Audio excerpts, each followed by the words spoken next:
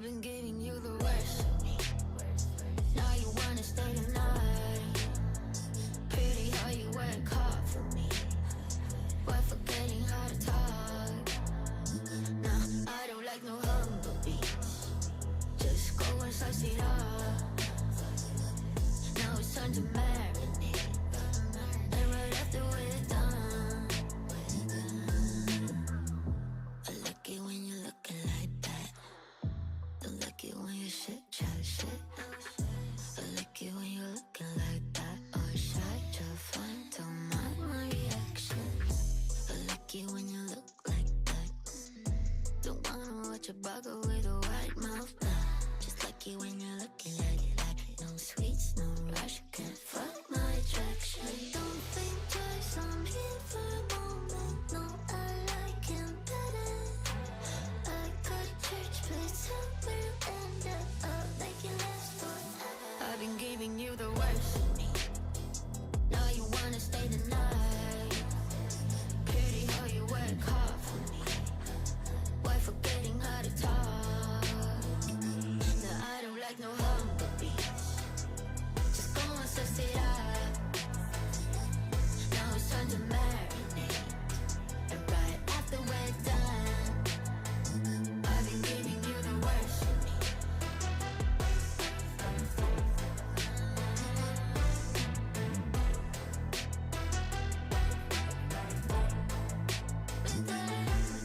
Give me a second, I'm at the weapon, I'm no vegan, a beat.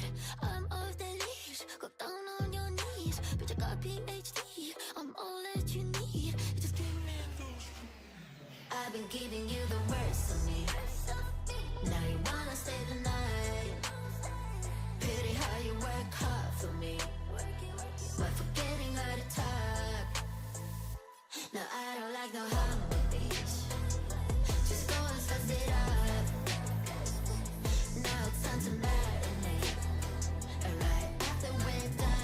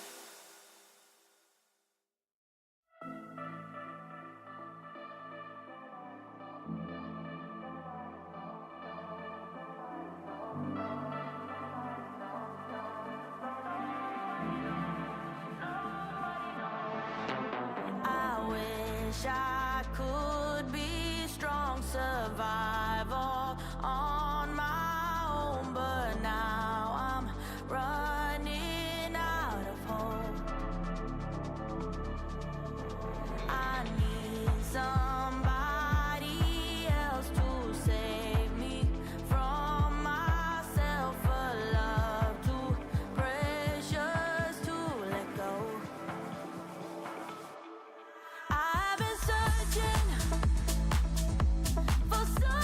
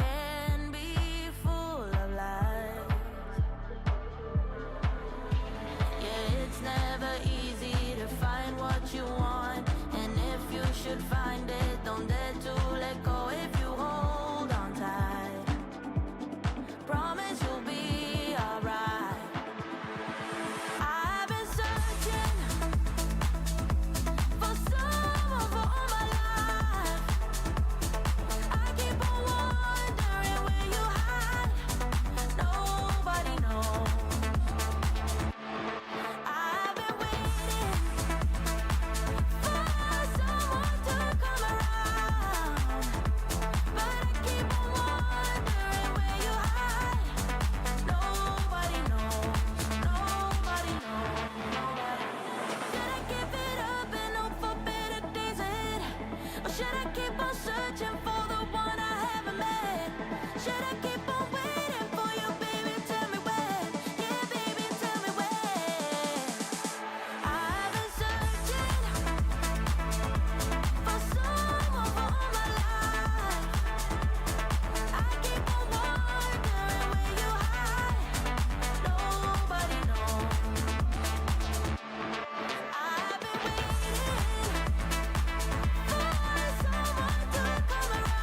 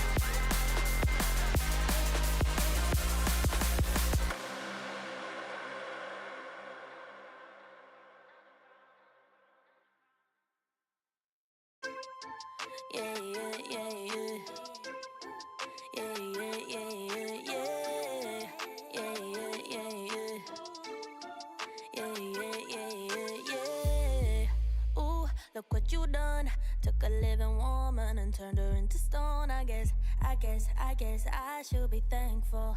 You gone cause you chew with your mouth full. You, I should've run once I figured out that you can't work your tongue. I guess I should be grateful. You're gone, I mean that shit was painful. Like I said, I'm really glad you're gone, but I'm sad to see what I've become. I was burning like a girl on fire, then you came around and put it out. You really made me think we were lovers. I let you in and underneath my covers. All I wanted was a hot girl summer, but I'm a cold bitch now, what a bummer. You really played my heart like a drummer, mentally drained me kinda like a plumber. All I wanted was a hot girl summer, but I'm a cold bitch.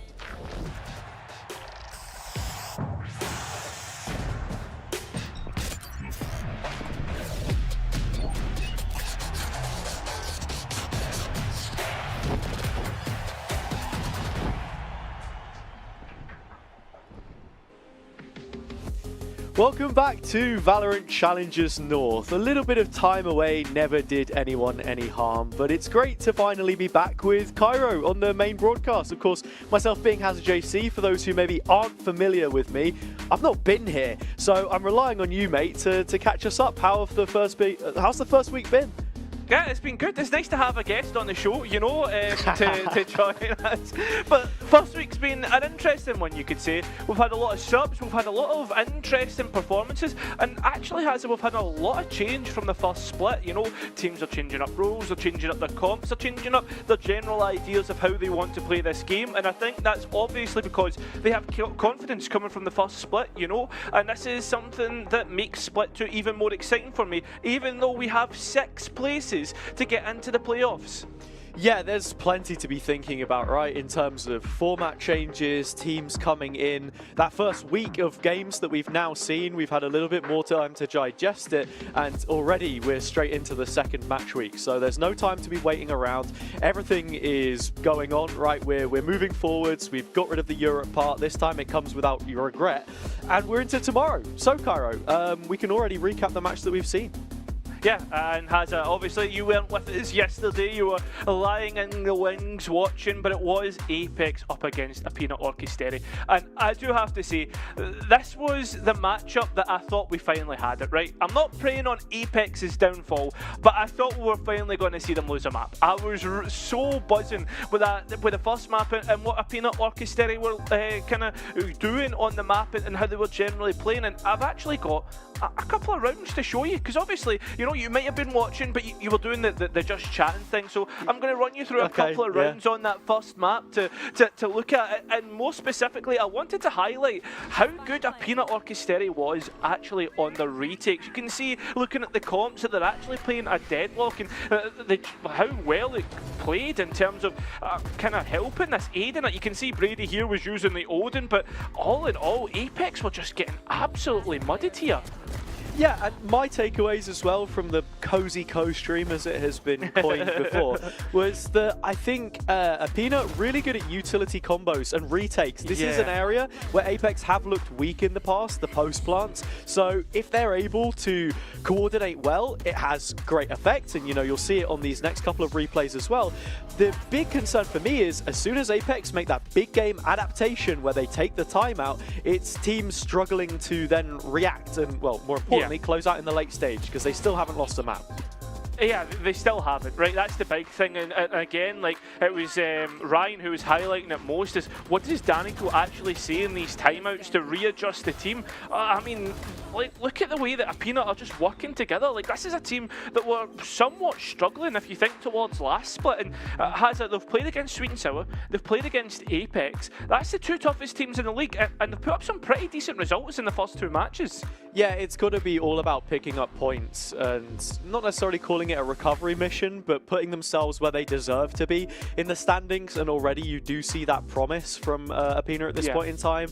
I mean, for the games that they've played against Sweet and Sour, obviously Affan is departing from that project now, and obviously we can only give him our condolences with that too. So you've got to think of other teams then coming in to face up against some of these names. What are they looking to get out of it? And I agree, again, it's like about making those changes in the timeouts. I think Apex were much better at taking a few more risks in terms of the space that they went after in the later stages of that map, and again, just how good Kayak looked overall.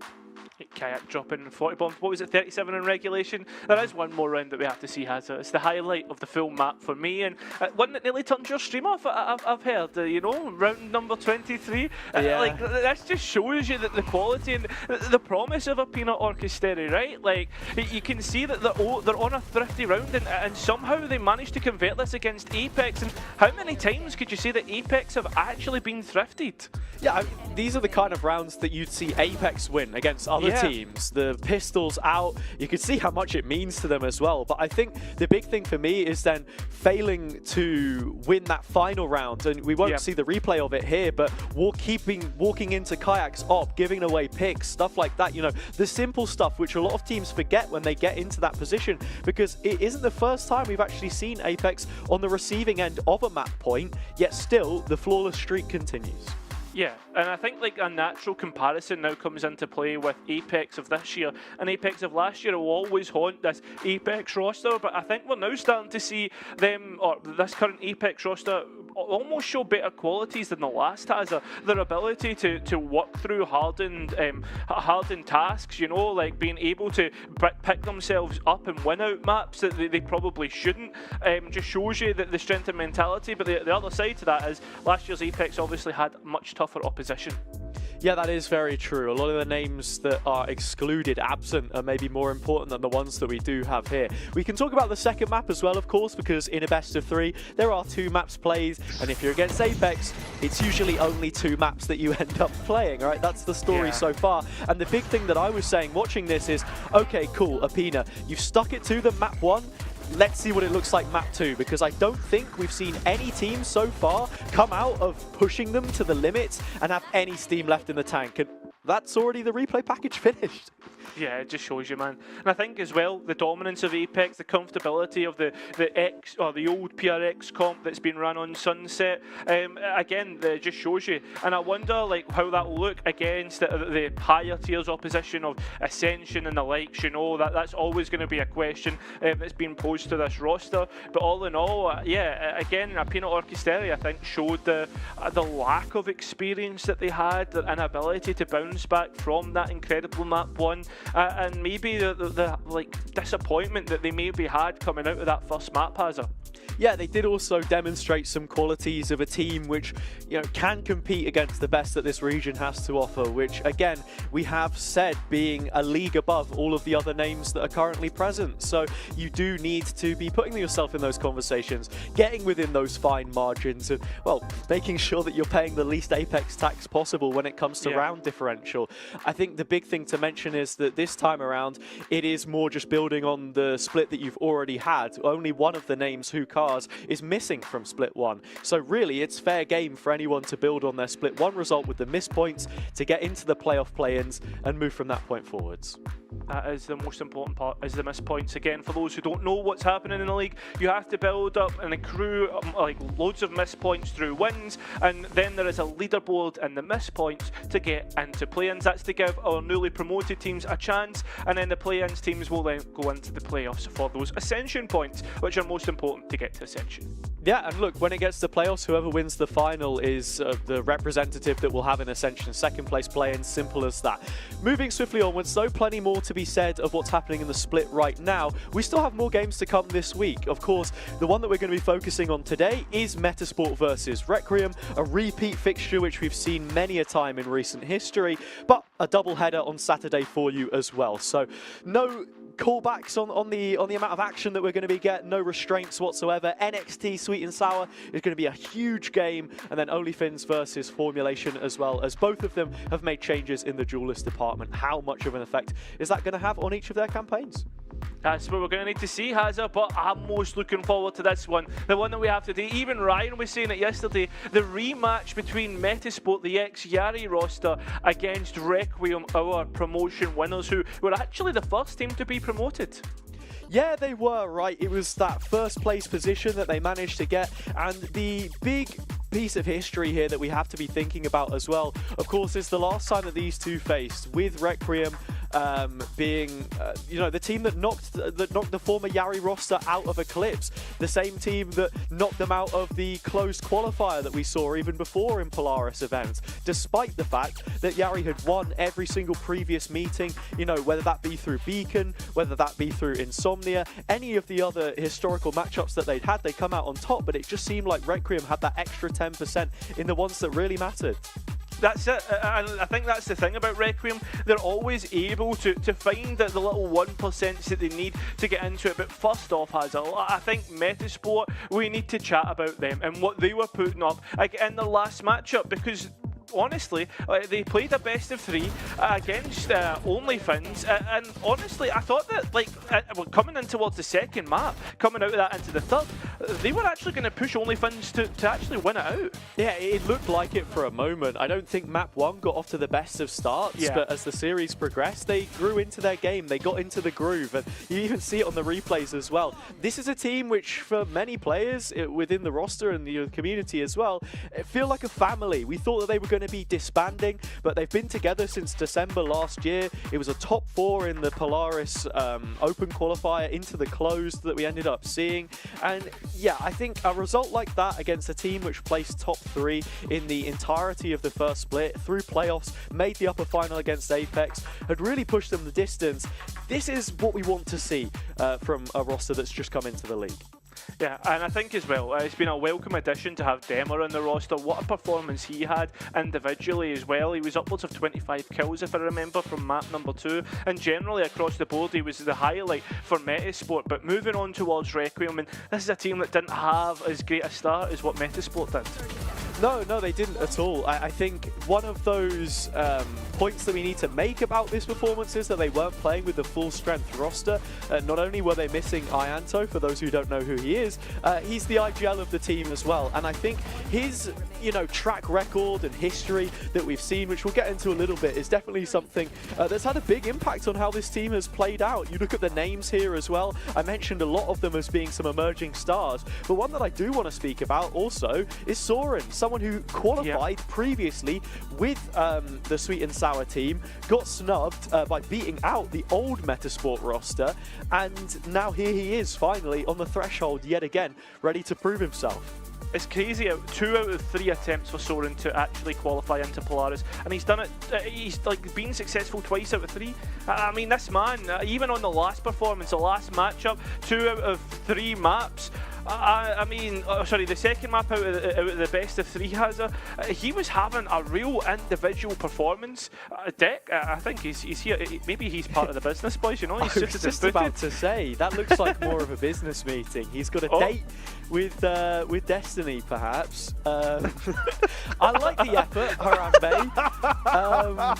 Look, I mean, if any energy drinks, I assume that's what it must be, right? Want to sponsor the stream, then, you know, feel free to hit up Bodog's emails. But, yeah, personally not how I would choose to drink it. This is why we love the cams, man. I've missed out on all of this stuff. I don't know.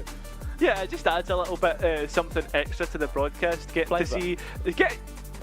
I mean, any flavours you're picking, I guess, Hazza. But listen, I think we should talk about the brass tacks, talk about the important people. And you already highlighted Soren. Well, I wanted to bring up a highlight of my own. I wanted to bring up Ianto, right? He was missing for the first matchup, and now he's back for this. This is the general stats that he had in the promotion tournament. An IGL putting up 207 ACS, a KD of 1.27, a cast of 81%, and a clutch percentage of 30, which he was in like the top 5 with, right? This guy is insane, and it's almost been like the prodigal son, right? He may have not, everybody's been awaiting this guy's return, or this guy's a chance at T2, and honestly, this is something that I'm really excited for today.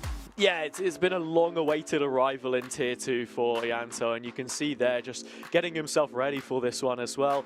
Back from holiday in Turkey, if there's any game you were going to miss, it may just be the Apex one. That's a bit of a given, even for a promoted team as well. But yeah, I think the thing for me to speak about for him as a player is just the journey that he's made from role to role. Yeah. When he first came in, he was playing a lot more Sentinel. That was back on the Insight team that was playing in Beacon. You even look in recent history, trajectory towards, you know, the last I-Series that we had, even I-71 as well. He was filling in on dual list. Yeah, they were a bit more of a mixed rosters that we ended up having with Ruddy as well. That was his role. But since Harambe's come into the team, you've now seen him become a lot more secondary, a lot more supportive. He is still every now and then picking up the Yoru, but we know how you can use those blind sides to initiate. He's brought Gecko into his pool. We've seen him on the Deadlock as well. If you showed these agents to someone a couple of months ago, they'd have a heart attack. But this guy is really plugging in the gaps, and while IGLing as well, which isn't something that you could really expect from, you know, an 18-year-old. Exactly, and I think it's the how to put it, like the maturity that he shows within the server as well. He's always in these clutch scenarios because he's always one of the last to actually die. He's not in there trying to blaze it up and shoot everybody, and I think that's the greatest thing about Ianto, is how much he's developed all the way back from when we first seen him and the old beacon system with the Gamer No Major. I remember he was playing on what was it, Tots and Friends, and they were using 2 Odins on a Ascent. This is crazy, right? This was like, it was a totally ranked style of play, but he has developed so much as an individual, which this is the reason why I'm excited to see him in Tier 2. Yeah, I mean, a whole crop of players, Dekod's included. You spoke about Deck literally the other week as well, in comparison to Molesy, how he's only had a year of competition on his back now as well. I mean, you look at Toba, this is still his rookie year. He's balancing studies while playing. There are a lot of new faces, and we're really ushering in this next generation of players. And to talk of some of the matchups that they've already had, we've mentioned it, it's been littered through the conversation that we've had, as is natural. But this team, this Metasport team, which picked up the former Yari roster, which had said that they were going to be disbanding after the fact that they failed to qualify when they were knocked out by the same Requiem roster. They're, you know, hardly taking a map in Polaris events here. You look at the Beacon ones and sure, you know, games like that, it's not exactly the same as what we've seen. No, it's really not. And again, it's to bring it back to what we were saying. Requiem seem to be winning when it matters. Has a Polaris qualifier, upper bracket, the lower bracket as well. I mean, then, like, fair enough, they lost in the lower bracket final for Beacon Spring, but Requiem had already qualified at that point. And then, obviously, the most important being Eclipse. Yari, or the ex-Yari roster, they need to find that killing blow, right? That little bit of finesse about them to get maps finished, to show up when it matters, because today this will really matter when it comes to the bottom of the table at the end of the split. Yeah, I mean, look, you've got to be thinking about that, right? I know that others have said that this Metasport team could maybe be pushing to head further up the division, or even Requiem a top 3, top 4 finish, as a couple have, you know, made their hazardous statements. We can only look to the veto now to work out where this one is going to be heading. Yeah, that's exactly it. Lotus, I mean, I guess we've had a fair amount of Lotus in the general scheme of things, sorry, and Icebox as well. I'm kind of glad to get rid of Icebox, and I'm glad to see that Metasport get rid of it, considering that Requiem were able to really show up. But this is the thing, though, with banning these first 2 maps, you let in what is the most iconic Requiem map, being Breeze. Yeah, Breeze, a map, of course, which people know to be heading out of the pool, and updates following soon. Bind going in there as well. Now, this is interesting to mention because Breeze obviously expected Icebox ban. You saw how close it was against Apex last week, even with a sub. Requiem have only played 4 maps. Sunset, Icebox, Breeze, and Split. So Sunset and Split both still left in a pool. It's up to Metasport to decide which one of those we go to, and the answer will be Sunset as our 3rd and final map if required.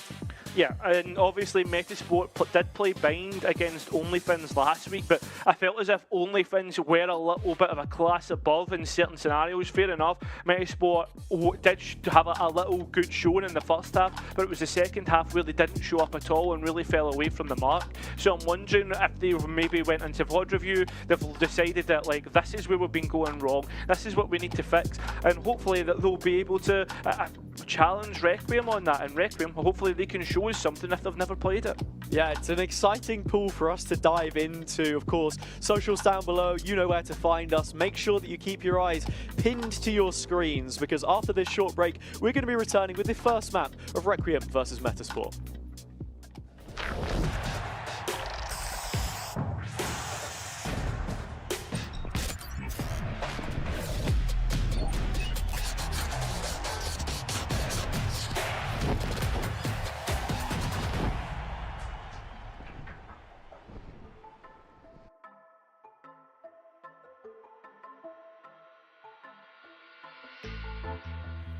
never understand what I went through. You never were a good listener. A good listener. You will never understand what you put me through. And you never be a good lover.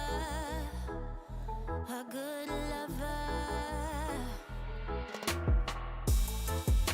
At first I believed I was the lucky one, but I was just fooling myself. Fooling myself. You think you can talk sense to me, like we are gonna be okay. We're not okay. So is this gonna take all night? Don't wanna waste no more time. Yeah, you're damn right. Already gave you my love once, but now I'm fed up. Gonna take it all back, 'cause we're a no-go. I know that I do better solo, so move along for God and shadow. Better get it right this time around. Yeah, we're a no-go. I know that I do better solo, so live along for God and shadow. Better get it right this time around. I never heard a silence so loud before. I'm gonna love every minute of it, every second of it. Longing for that sound of you being gone, so I can hear my thoughts again. Hear my thoughts again. So is this gonna take all night? Don't wanna waste no more time. Yeah, you're damn right. Already gave you my love once, but now I'm fed up. Gonna take it all back, 'cause we're a no-go. I know that I do better solo, so move along for God and shadow. Better get it right this time around. Yeah, we're a no-go. I know that I do better solo, so move along for God and shadow. Better get it right this time around.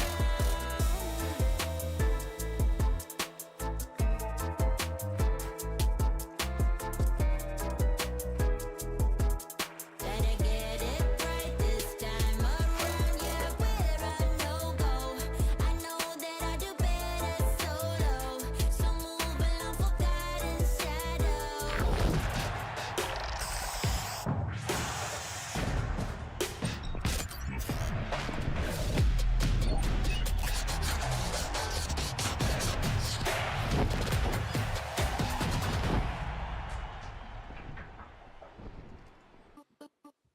Welcome back to Challengers North. We have a game on our hands. It is Metasport versus Requiem, and one which we've seen happen quite a number of times in the last few months, but it's an absolute pleasure now to be calling that both of these two teams make their debut against one another in Challengers, and we will be starting out, of course, on that first map. Yeah, first map being Breeze, which is a real, I don't want to call it an error, but it could be a mistake in the grand scheme of things, considering how good Requiem generally are. Hazard, they too owed formulation gaming, and Breeze was one of the maps which they actually 13 owed the roster on, and that's a little bit scary when you start to realise the implications and how that could mean for Metasport generally through the series. Yeah, taking a look at Agent Select, of course, this Yari team has not often been seen on this map, but when they had, it was the exact same lineup of agents that they were using against Requiem. Of course, if we remember that one, which took place in the series that they previously played, it was a strong finish for Requiem there, and they'll be looking to replicate it here. Ianto comes back into the lineup, back on the Yoru, and I think as well, this has just got to be a confidence pick for them generally. It was those 12 rounds in a row which they found on the attacking side when they played formulation. Yeah, you've also got to be thinking here for Requiem as well. Could there be perhaps a chance to get anti-stratted by Metasport? This is the same composition, the same way they want to play Breeze. So Metasport should have a good idea of what to do and how to counter that. And again, as you've already mentioned, the prowess that Requiem have on the attacking side.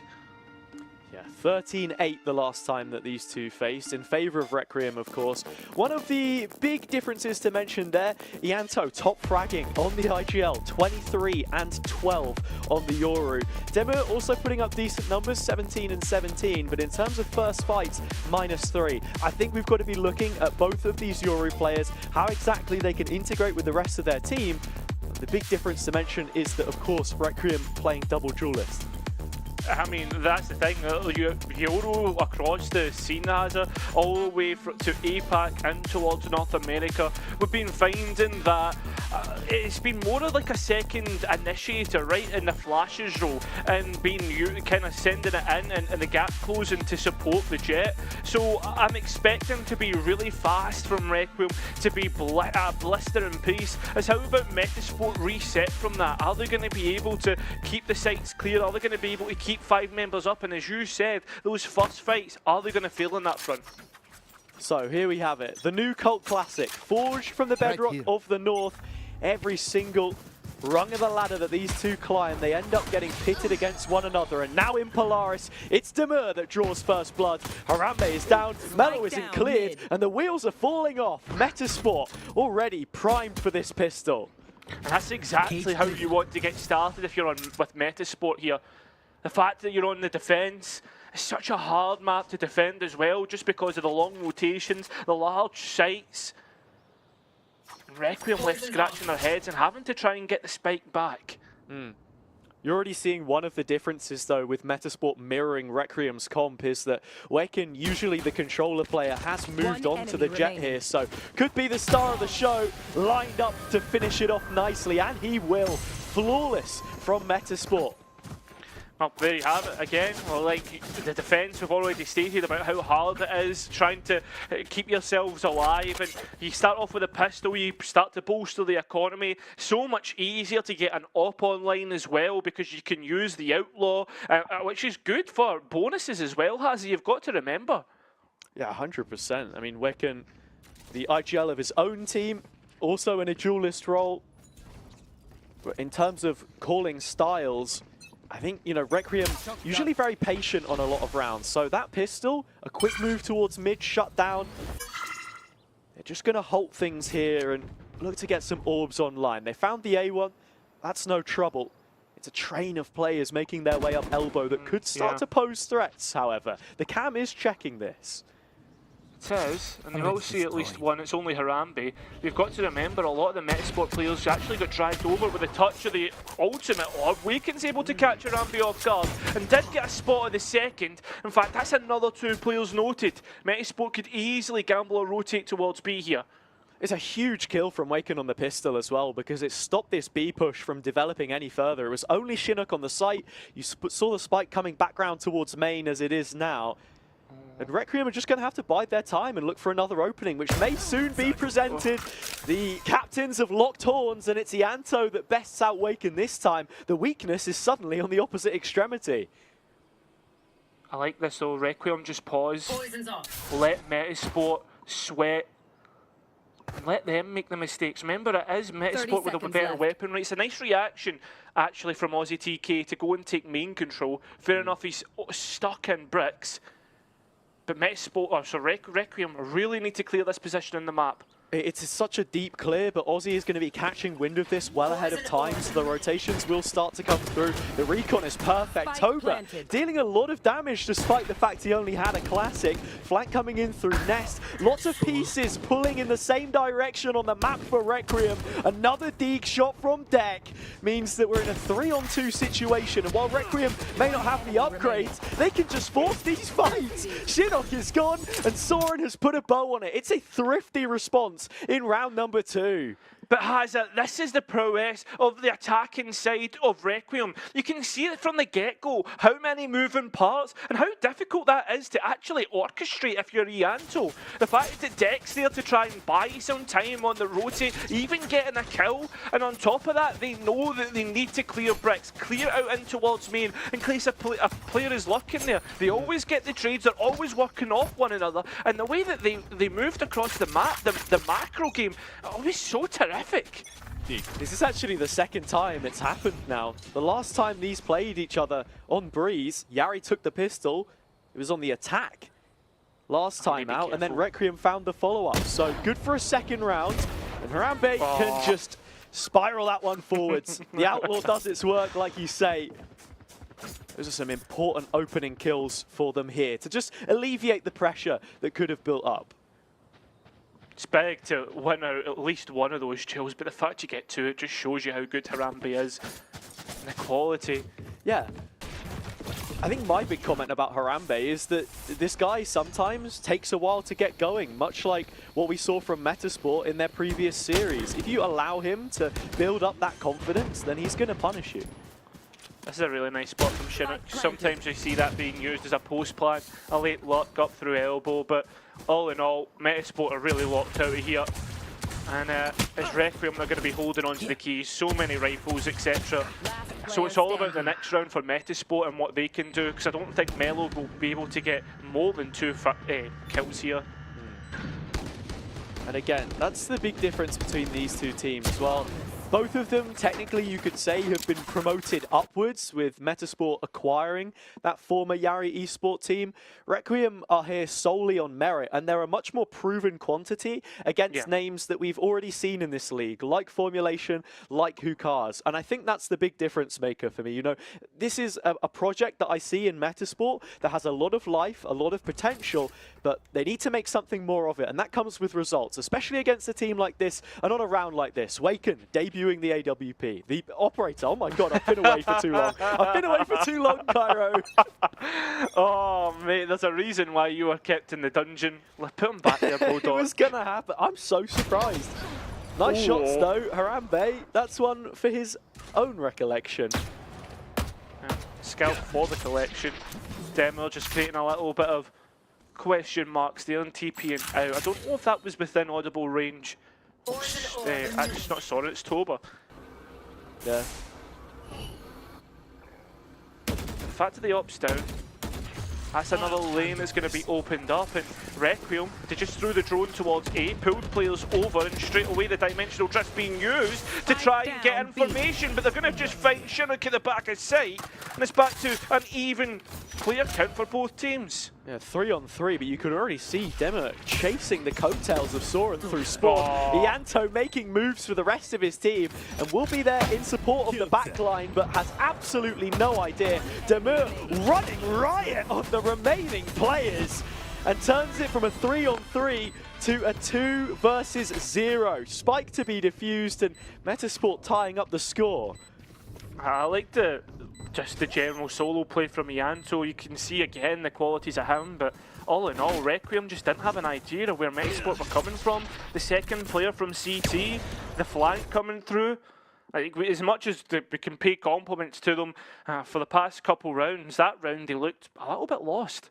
Yeah, I mean, just taking a little bit of time there as well to make sure that the operator can be recovered. Important that they factor it into this defense as well, because like you said, so many lanes, having a jet that can stay active is really, really important. And even Demo there on the Yoru, not necessarily making use of its utility, but being on the flank pretty quickly, and Requiem not having much idea about it to react accordingly. I mean, it's probably one of the main reasons why we saw the Chamber and the double op meta on Breeze, just because like the ops are so important. I mean, Chamber in itself is quite a weak sentinel, but the operator, the ability to get out and shoot again. Harambe bringing this one to the table himself. Ianto does get checked by the drone, but it's little information. One player spotted. Metasport will rotate off the back of this, and it's a good call to make. Again, maybe a little understaffed, and this is where Demir comes in and collects all of the information that they need with a minute left. Can't really capitalize from it, though. Yeah, and the big thing for here as well is that Metasport aren't actually jumping off the back of that information. They haven't rotated too heavily over.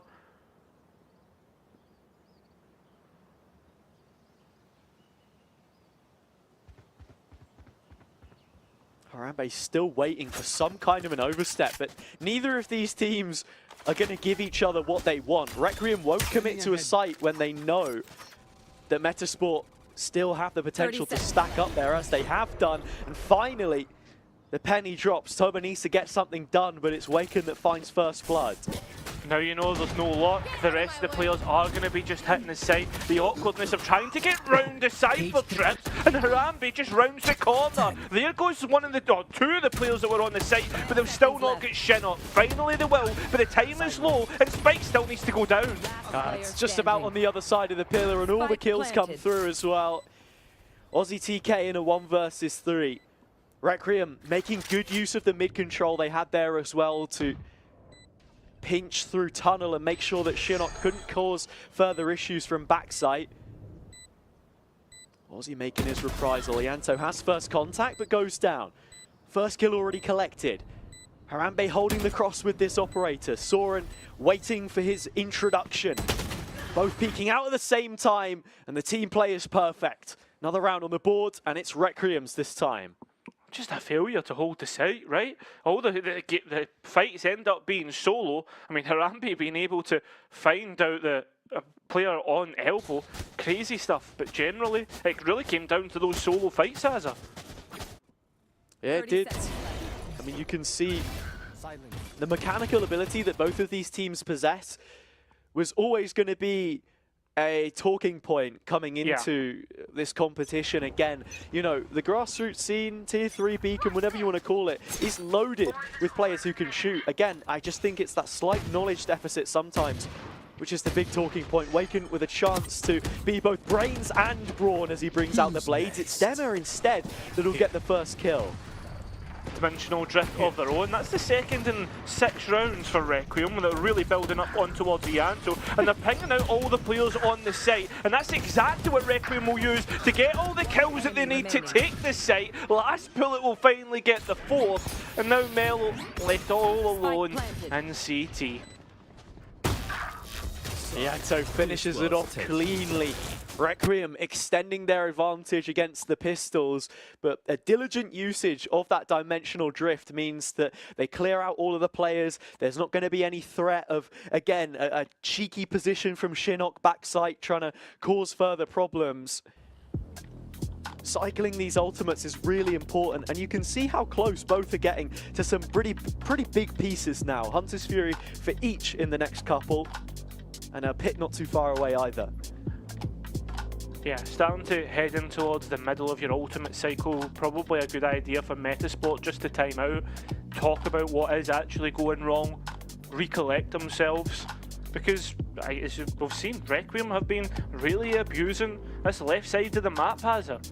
Their Cypher isn't holding as well as what we would expect to, especially supported by 2 or more players. And with the ultimates, you need to start to come up with a game plan, a way to stop Requiem and what they're actually doing. Another thing to note, actually, Hazza, Requiem don't have a coach. It's just Ianto leading the line.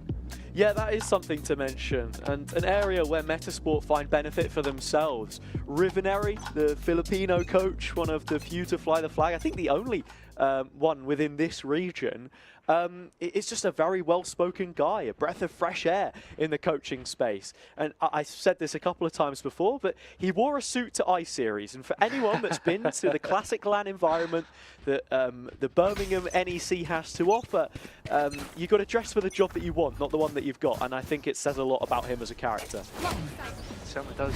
RIP I-Series. Pinged up, Waken knowing. Whether they know that they have an up, though, is a different story entirely. Requiem will probably have noted the money was there to buy one up.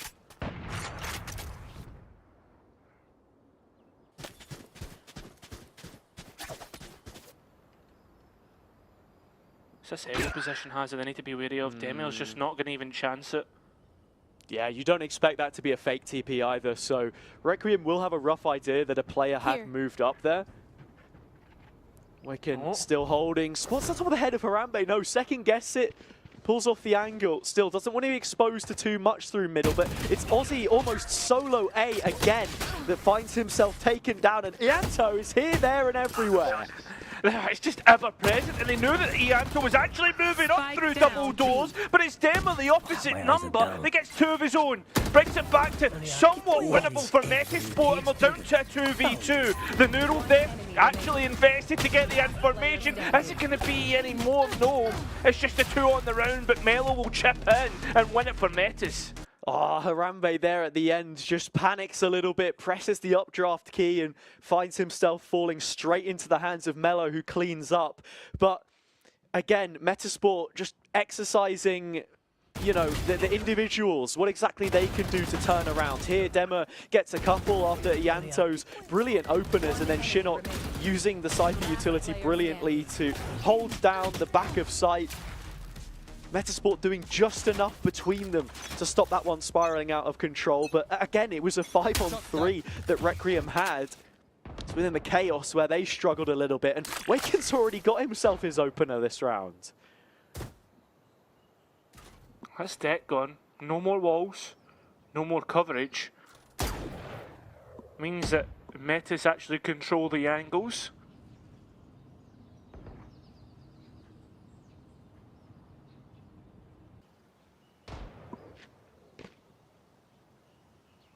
Yeah, we've really not seen Metasport shake up what the setup looks like whatsoever. Despite the fact that they've called the timeout, it's still Cypher on B and still the Viper utility for the most part towards A, but this time we have seen a slight pivot because there is a wall to help with the retake. This was the third dimensional drift. And what is 8 rounds harder, but it's Shinnok. It's being supported by Waken. Ianto now left in a 1 versus 3 with a spike down. Has to try and scramble this one back. I know he's got the quality and bucket loads and winning that fight cleanly. Puts him in prime position to win this. The only thing is, though, time is working against him. Left. Yeah, I think Aussie's just pocketed that poison cloud as well because of the changes to Viper. You don't get the util back. Ianto has spotted his next target, and with the spike on his back, will plop down. Teleport. The TP fakes it out onto 10 the cross. Metasport falling for this hook, line, and sinker. Breathing room now for the Welshman to set up what would be a fantastic 1 versus 3. It's not only that though, Hazard. Metasport have actually split up. Ianto destroying the info dot is all they're going to get in terms of audibles.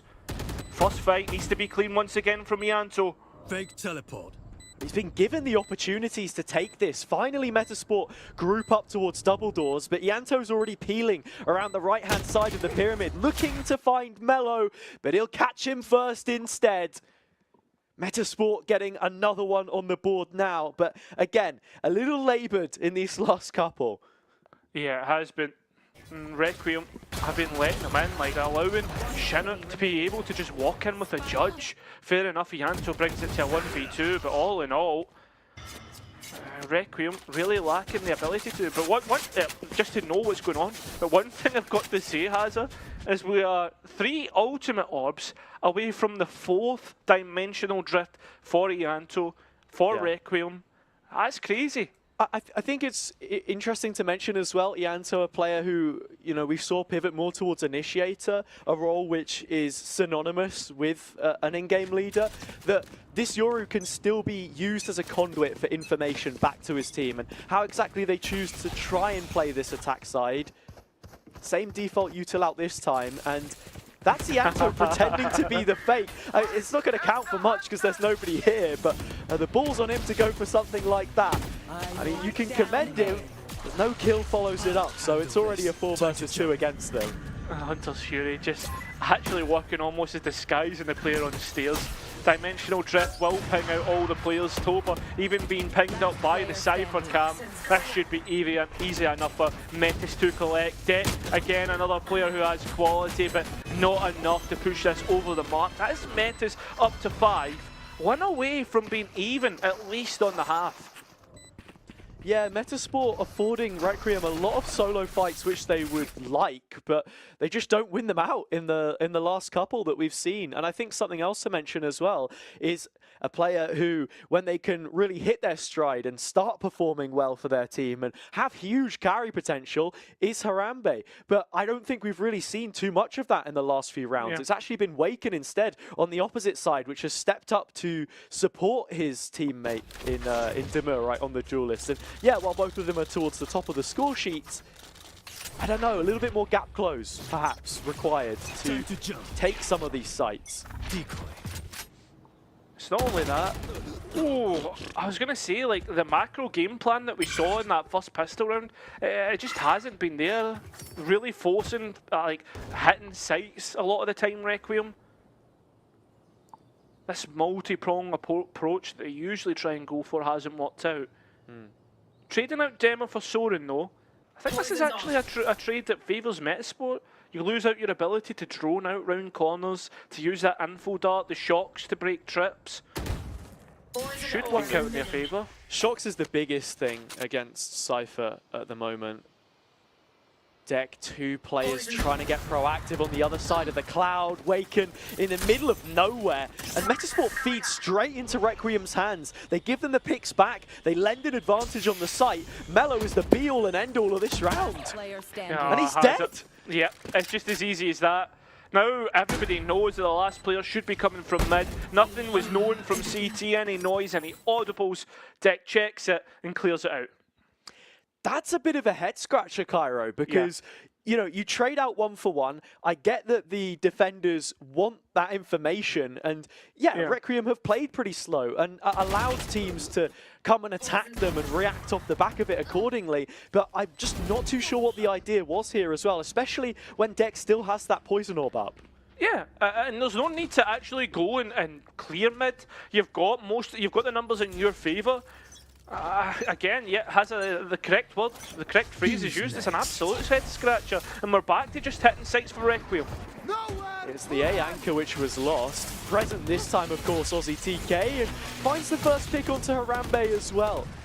A chain of ultimates. It was the Hunter's Fury off the back of Vianto's Dimensional Drift Yoru ultimate, which could have been the difference maker. It's Toba instead through the tube, and we're in a 3-on-3. It's a pretty defensive postcard, but Soren claps back when is needed. Viper needs to stay in the pit to keep it up, so we'll be in towards the bricks position, being pinged out by the Neuro Theft. Drone being sent back in Chinook, being dissuaded from going any further and punished for it. Up to Mello now, Solo. He even gets vulnerable up hazard. This is going to be so hard. Has to find Deck, and as soon as he pushes through the smoke, he'll be known about. Requiem paid back for just a simple hit. Yeah, a couple of really strong rounds towards the end of this first half from Requiem. And Deck, well, he certainly means business. I think, you know, good performances there from him in the last couple, finding these punish picks, closing out the round as well there on the A defense. And I think that's the thing you've got to highlight if you're Requiem, right? It is only Aussie really over towards A. If you can beat Waken, who is going to be on the blades this time around, Dema's pretty quick to rotate on that TP towards B side as well. So there are gaps. Waken, maybe confidence misplaced, straight down middle to start things off.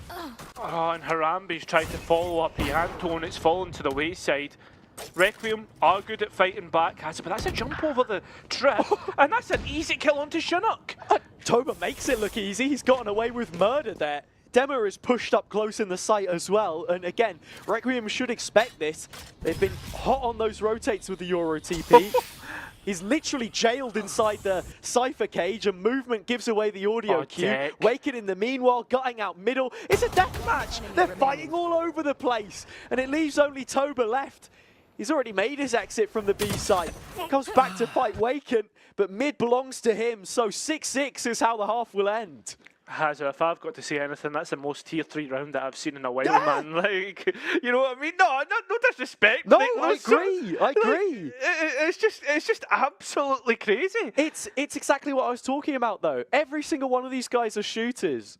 But, you know, loose cannons, I think, in certain situations, I would just prefer to watch the team play Valorant that have won Requiem a few more rounds there than what we just saw. I don't know. It's hard to say because at the same time, Metasport granted them those opportunities. 6-6 is the half that we go into now, though. And from this point onwards, I mean, the pistol could be so valuable, indispensable to either team at this point to actually build up some consistent momentum.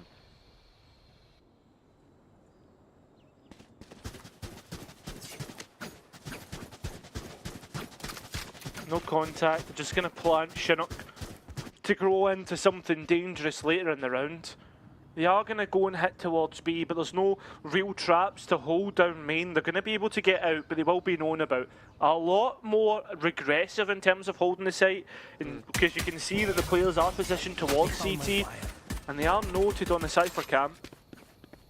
Yeah, broke the only trap because Toba's on a ghost here as well, so plenty damage done. Requiem with an insert of their own right outside of Cave.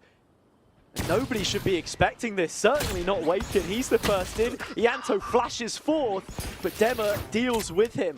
So we do remain in a deadlock, a 4v4 for now. Requiem in the meanwhile clearing back towards B, but the A play is finally called. Oh, Shoren's having to really battle his way out. 13 points of HP will not get him much further, but they are hot on the heels, Requiem, and Shinnok's being caught out. Not anticipating Harambe all the way up on main already. They're really stuck, and their only way out is through CT Metasport.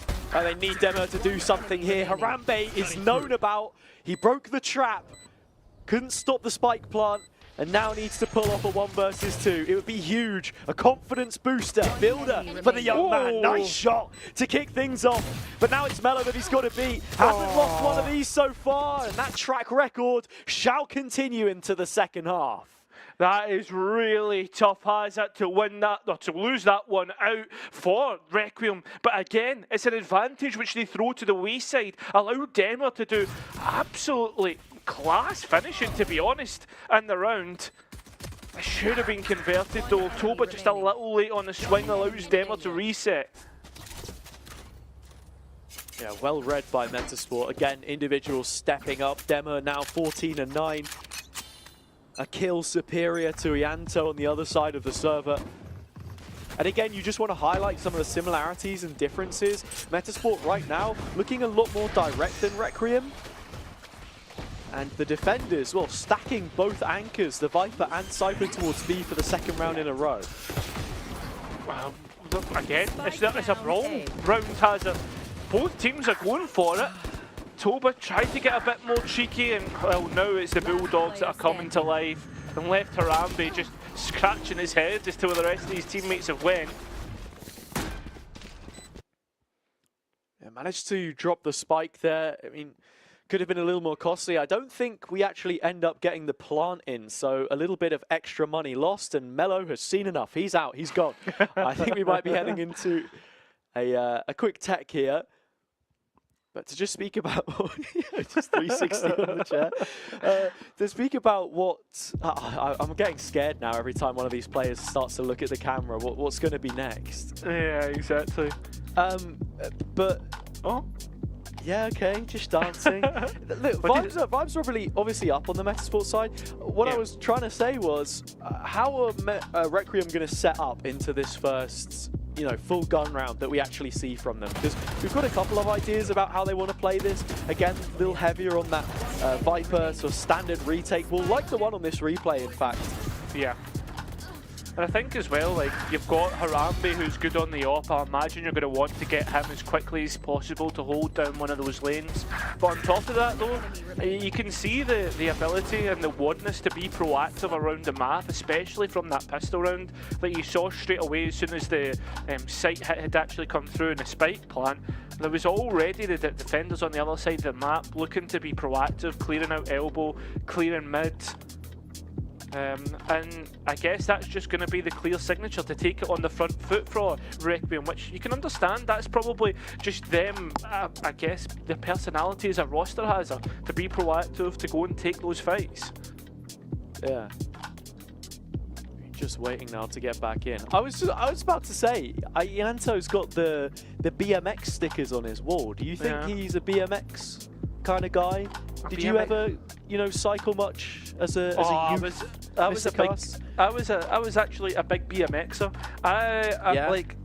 Like this is the thing though, right? Because we have like a skate park that opened up nearby, and everybody wanted to go, and of course I tried it. So I was hello Ianto. But so I was left with a BMX until probably I was 17. And I actually one day decided to cycle 12 miles on a BMX, and if you know, it's quite a long while. It is. It is. No, I was more of a mountain bike guy. Yeah. Did you ever go But like mountain I went to the BMX track though. There was this like grainy, sandy track. I don't really know how to describe it. Kind of like a circuit, but it had a start and a finish. You know what I mean? You go out of the traps, you went down, and then the huge bumps that I was too afraid to do as a kid. But you know, for anyone in the Norwich area, Slough Bottom Park, get yourself down there, man.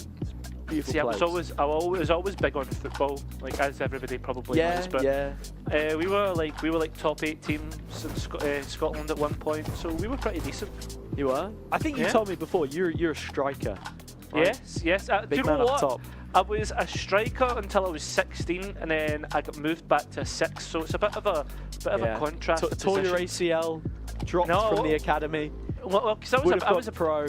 Yeah, we've heard the story before. No, I was never ever like in the kind of pro youth vision like a lot of my teammates were, but never me.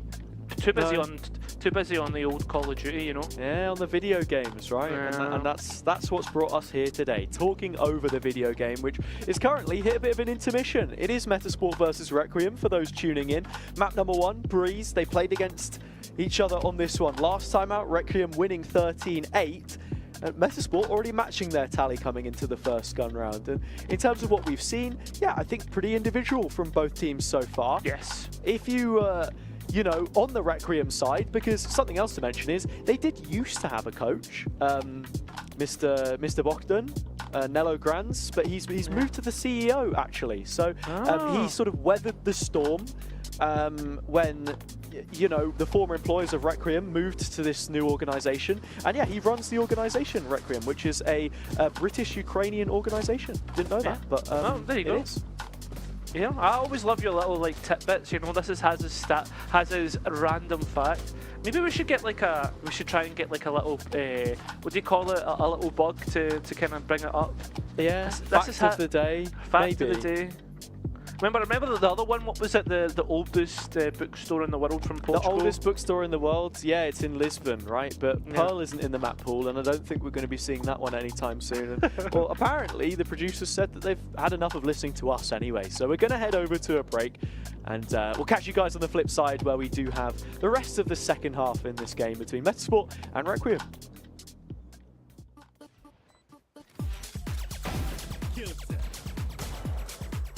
One enemy remaining. 30 seconds left.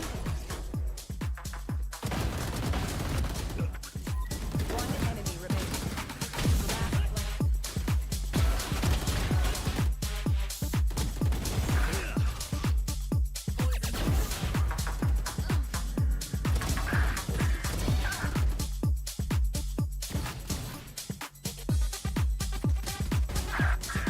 enemy remaining.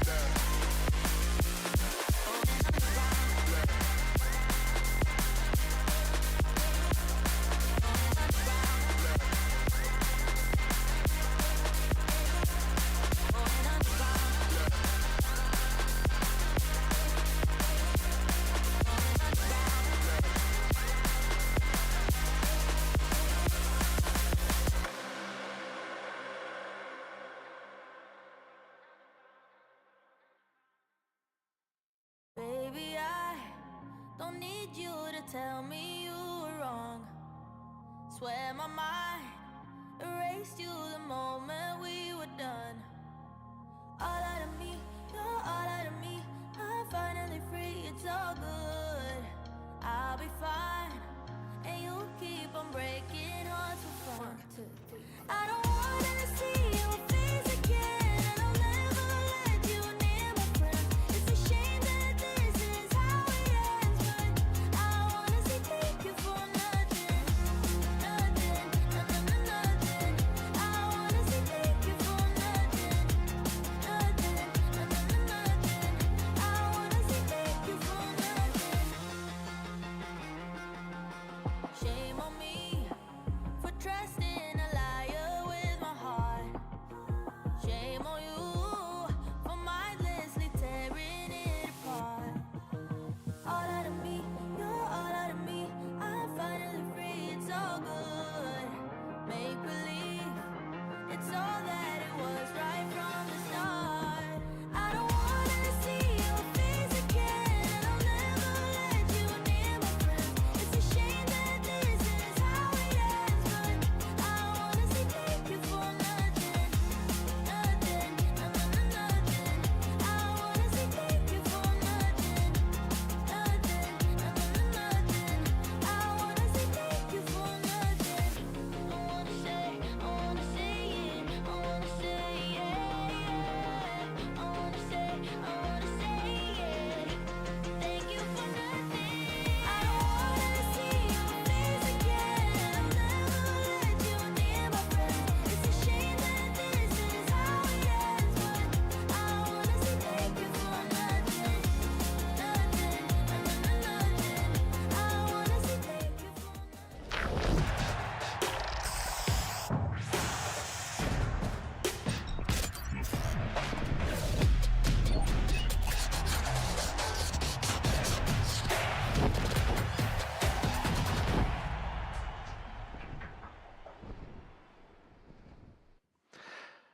Hello everybody, welcome back to Challengers North. The players are ready, we're ready, and we're going to get straight back into this one. It is going to be Requiem's first rifle after losing the first 2 rounds. But one thing to note, obviously, is what Metasport actually have available.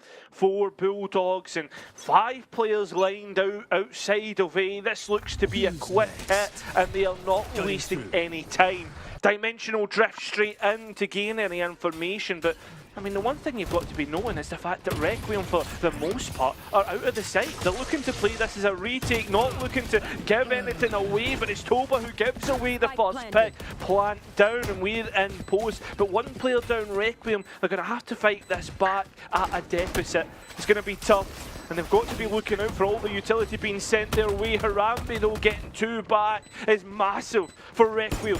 The rest of the Metasport players have regressed all the way to out of sight, but Harambe still continues on his rampage onto the spike now and continuing now to get this done.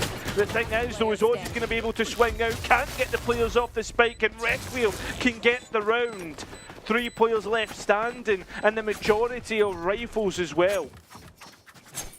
Yeah, really important round for Requiem to get into the first gun round here to just re-establish themselves into this second half.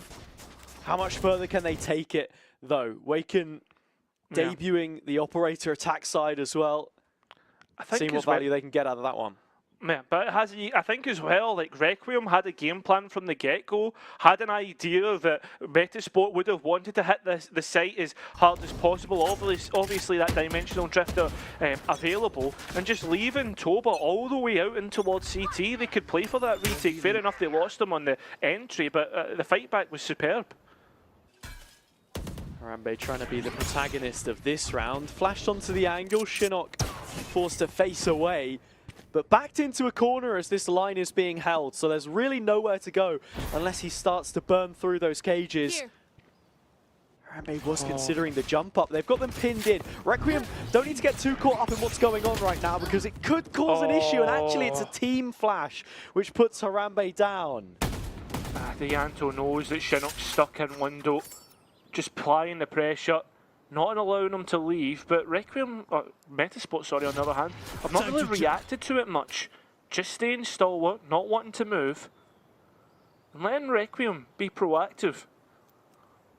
Yeah, Requiem getting a little bit sucked into that first fight after spotting out Shinnok. It took a while for the cogs to get turning to set that one up, and like you say, Ianto does spot the first, Soren, or Mello I should say, heading towards the A side. It was the other Sova. This one is down on the site already. Toba getting taken out as well. It's trades back and forth again. It's tough to call, but a 3-on-3 nevertheless. Ianto is low, that's another thing, but is known for being able to get clean fights when he needs them. Spike is down though for the meantime. Shock dart sent out, trying to chip away from both teams actually. And it's Deck actually who gets on the board first. Oh, the ops noted. Very nearly a great combo of utility still. Mello made vulnerable. 1 versus 2. Indigestible for him. Requiem tying up the score immediately coming out of that timeout. And it's big as well. You're going to force Metasport back to what is like a half buy, for instance, Hazard. Maybe they'll be able to get like a stinger or something, but I doubt they'd want to force it into the 5 rifles of Requiem. And on the defender side, it's good to get the extra money in the back of the pockets because it's so hard to keep the economy going when you start to lose. We've seen some strong rounds from Requiem here already. Trying to go chasing for those early picks. You see the synergy between Ianto's Yoru and Harambe's Jet. Back onto an operator of his own now though, and this was something which was huge on a lot of maps, like Icebox for example, in finding them success, and it's holding down the window, which plays in Ianto, who could quickly be on a flank here, instead just posts up in main. Again, it's the same thing we've seen from Metasport on the rotates. They plant one in mid and rotate over. But again, as you say, the Ianto being so far forward, this is something that Metasport need to be aware of. Yeah, Harambe's on a different angle, watching towards tunnel instead. So Ianto's a deep clear, and I don't think anybody on Metasport is prepared for it. The Q that he will receive is from the blind side of Demur, just about catching him on the corner, only finding 1 kill and turning over possession of a Vandal in the process. There's not much to really go off from mid either, so Aussie's still stuck in place, not wanting to move, keeps checking double doors in case a clear in mid comes through.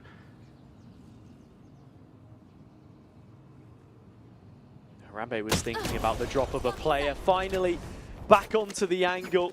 The correction is good enough to collect Demur this time. And Mello is locked in on the cross as well. So spotted at the very least. Viper wall going up. Aussie is here for the fight. Both of them trying to take on Harambe. But this guy is out muscling everyone walking into him right now. Mello will go onto a different angle with a Vandal in his hand. It's a 1 versus 4, but barely any time left to play with. A flank swiftly arriving. Everything against them here. Requiem, the lead is theirs. Yeah, they're now starting to flex their muscles on the defence, right? You can see the ideas about the proactivity again, like Ianto being moved further forward in towards main, a bit unlucky with the fights.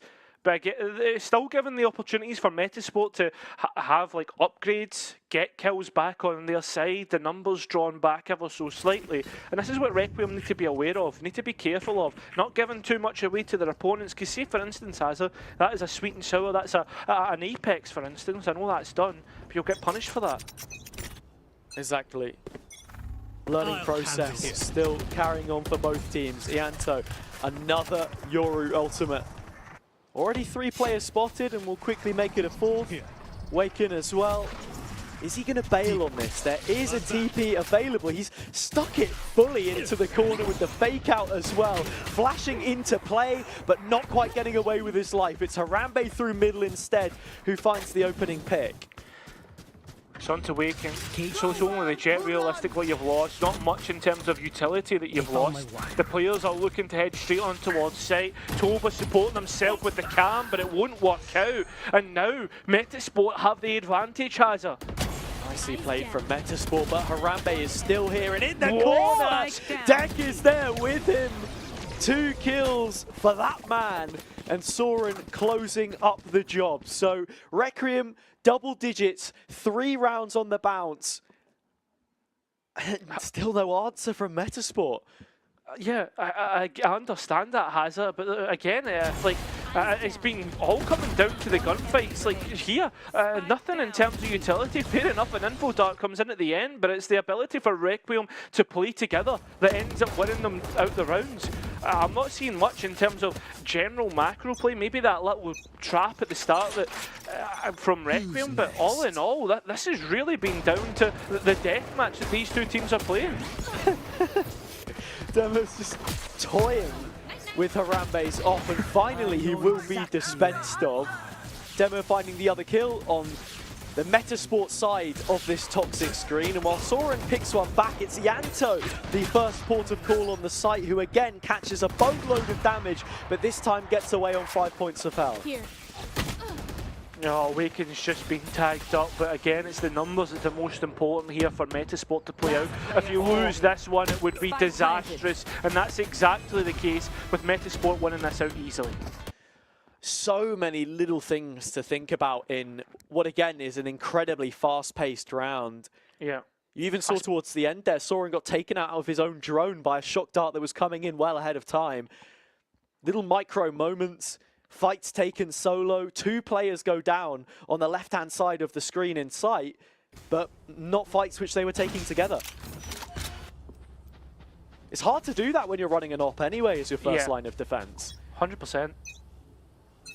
I mean, I feel sorry for the observers, man. This has gone so fast-paced, but to be fair, they're doing a great job. As always. Waken all the way through the dash there in the end. I don't know if he had it up before the fight or not. Ianto's still going to fill that gap. Sitting on the ledge of the vent. Should hear any steps from all the way back here on the Metasport side of the map. Requiem down a player. Oh. But again, they've got good space, good map material for themselves in terms of control, information. Yeah. It's a really forward line here. Has Mayanto been able to drag something back? That's Demer gone, so that's the flashes that you've lost out. Really nice pick. Revealed player had to TP out into the open, so. But has a Dex just heard the footsteps heading towards B? That's why Requiem are gambling on this. Like we said, advanced positions. Rotation is called early, and so TP of his own. Cam is there from Toba. But again, it's this cage which allowed players to fan out the side that was causing issues before. Deck gets the next one in mid. Requiem are poised for a killing blow. Metasport don't really know all too much about this. Waken has managed to make his way out of A main and is holding down mid. Deck finally dropping, and Soren's going to catch a nasty surprise. Yeah, it's the op. And the Anto tries to throw a flash to get in through orange. That's a big kill from Toba though. That relieves the flank once again and activates the neural theft. Ianto knows about everybody that's on the site. Yeah, no second prong to it this time. Mello a little bit isolated. Needs Waken to give up the cross for them. Hold down the angle, and he will. Operators there. Flash from Ianto lands right in the perfect place in his vision. Waken a third, looking for a fourth. Toba sticking onto it. Only halves. Pete coming through, missed shot, dashed away, smoked down on towards the spike. Waken just trying to play his life. Toba up close, but the shorty is bested by a burst from the Classic. And Metasport, with 20 rounds played, take 10 of their own. Riot, please nerf the right click. Come on, how long have we been asking for it, man? But yeah, again, Hazza, how many 1v1 fights did we see here? Here's number 1. And there was a number like, what, 2 or 3 in mid as well. Here's number 3. Here's number 4. We can count, we could actually start a primary school counting lesson with how many there actually was. But all in all, it did work out for Requiem, or for Metasport. I keep getting the teams mixed up, it's terrible. Oh no, this is going to be a nasty surprise. They've played each other so many times, again, in recent history. And there's your first fight. The follow-up comes in, little bit staggered. Harambe, only a ghost, but again, sends himself to the skies, and that's where Shinnok will capitalize. Yeah, thinking that he's going to dash out, tries to play and be cheeky, but gets punished for it. The peek out with a Guardian, but it's Ianto's Guardian that introduces themselves. Still a 3v2 in favour of Requiem. In fact, it's going to go all the way down to a 2v1. Trade either side, Ianto not wanting to chance it and waiting for the introduction of Deck. Needs to be clean shots. We're on to a Sheriff and the Guardian. But it's the former that is required. Deck to make it thrifty. And that will be Requiem's 11th. So while this hasn't been the cleanest game for them so far, the result is pending. It's actually Metasport that's going to be timing out off the back of it, knowing that Requiem are starting to collect themselves again. What's that? Of all the rounds that were played, only 2 out of 7 that Metasport have been able to win. Still keeps them close, but there's still Metasport's looming, I guess, dominance from the second half. I think that's when you go.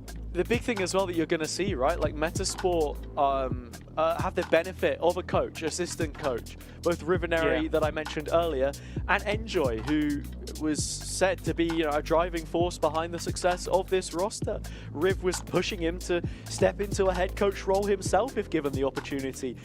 When the original Yari core disbanded, of course he's back, part of the ship, part of the crew now, under the hood of the green and black, I should say. Yeah. Theseus, was it Theseus' ship? What do they call it? Yeah. Metasport, like Metasport, where they've replaced. What did they replace? Like 3 out of the 5 players coming into the first split that qualified. Now it's a completely different roster. Still Look, Metasport. I get it, right? I get it. It's the same suits making the decisions. Yeah. If This you is want. funny. Again, this early peak from Ianto, completely solo, punished for it. And then they're left with Harambe just to pick up the pieces if he gets any. Oh, he'll get a chunk of Surely mellow. not. It's a very wide jump peak. Over ambitious, perhaps. They get the information back, though. The op is anchored towards the left-hand side. Players in through middle, and Shinnok with a huge opening onto deck. Viper utility gone. You may even consider circling back towards B now. Instead, it's Toba put under the kosh. But he's supported by his own utility, and it's just easy pickings for him. Shot out the sky like a clay pigeon. Still one more to worry about, and Aussie has been pinged up. Can't get a chance to even take out the Cypher tag. He'll take Toba out instead. Oh, Demo's just pinched the spike. TP towards the other side of the map as the pin goes down on A. Aussie is just using this like an octopus's ink cloud to cause confusion and find a way to escape from things. Metasport have reset, and now it's a 2 versus 2. And the fact they've allowed Metasport to get back with each other, they can play with time. Demo, though, is investigating mid, looking to cut off rotates. The Soma's just noted him, and Soren's been taken out. It's a cheeky one to try and find. Demo was always going to be ahead of the curve. So much ground that Requiem needed to clear. Harambe looking to the sky, maybe thinking of throwing down some cloud cover, but couldn't even get towards half before being assaulted by the 2 remaining Metasport players. And that's going to tie us up at 11 apiece, Cairo. Honestly, from the gap that they found and then Toba's excellence here on the site, I really thought that Requiem would just run away with that. So very well managed by Metasport. And again, value from the Yoru. That's what we've been seeing all map. Bianto's flashes, fair enough, some of them might be slightly off the mark. But generally the impact has been good, I mean, especially in the individualistic department. I think that's what, 39 kills between the top 2. Well, we've just seen Harambe stepping up now as well. He's eclipsed Ianto. Dema using the dimensional drift of his own to gut the site. Harambe back in, but Waken has him held to rights this time. Deck will get an equalizer. Oh, he'll get a little bit more, in fact. But it is a 3 versus 3 when the dust settles.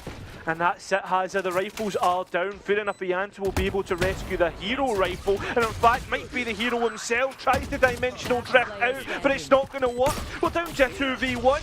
Toba's got a rifle of his own, and Demo's been noted. Requiem somehow win that round out of nowhere. Dema can't put the team on his back 2 rounds in a row, and while Soren, you can see a little bit of the frustration here from the Requiem side, because these rounds have been pretty close to court. Maybe not on Harambe, it looks like he's working an office job, but I mean, you get the idea, right? Like, I think even in that round there as well, Metasport causing problems, sure, And Ianto, again, is sort of fighting solo, trying to take a duel and then TP away, not really getting it with the mask this time, the Yoru ult. Yeah, too hot to handle. Requiem up by 1 round, and the buy for Metasport is far from ideal. Oh, they're just sending it up elbow.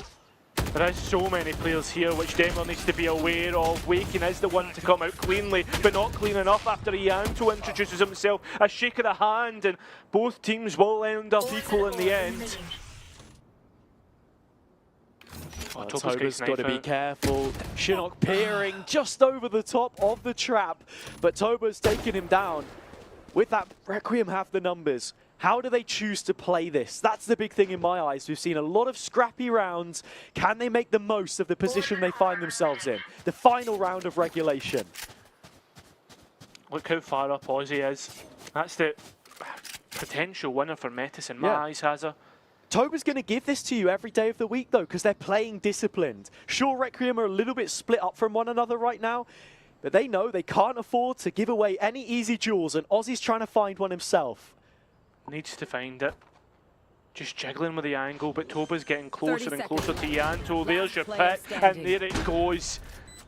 A glint, a chance, gone in a whisper. And now Melo has to dance behind the pyramids against 3, pinged up by the camera, has time to take it out, but they're known about. They know that they have to try and get a clean 1v1, and there it is, down to 70 HP. 1 shot to work off and 8 bullets in the chamber. He needs to win the next one, but all the bullets run out, and so does the fuel for Metasport. Requiem will win out Breeze, but not as clean as we, or they, would have hoped. Yeah, nowhere near as much as some of those results that we've seen them putting up on their road to Polaris, but they've arrived now. A first map win for Requiem in the competition against none other than their long fabled opponents, Metasport, with Yari under the hood. An important one to take here to find liftoff in the division. It's only the first map in a best of 3 though, and I mean Metasport, the ex-Yari roster, has been known to be good at bind, so that's something which Requiem need to be wary of. On top of that, Requiem didn't have as good as a showing as what you would hope. Generally, you had said it before about how good Ianto's calling has been on Breeze, but for the most part, when we look at that match, that map specifically, there was a lot missing in terms of the macro gameplay. Yeah, and even just the finer details, playing off of one another. Some of the flashes that we saw not quite landing, key timings in terms of disengaging. That's kind of just speaking about the Yoru, and not to be Ianto's harshest critic or anything. He still went positive and was the 2nd highest rated player in the server. Harambe stepping up towards the late game. Things that we want to see. Deck having his moments as well. I think everyone in Requiem played their part. And on the Metasport side of things, again, decent numbers from everyone. I think Shinnok a couple of times was being a real nuisance on that Cypher. Waken, it's not a bad debut for the Jet. A lot of people were surprised to see it, considering he was on Astra the last time they faced on Breeze. But we'll have to see if improvements have been made when we get around to their own map pick. That's going to be Bind coming up after the break.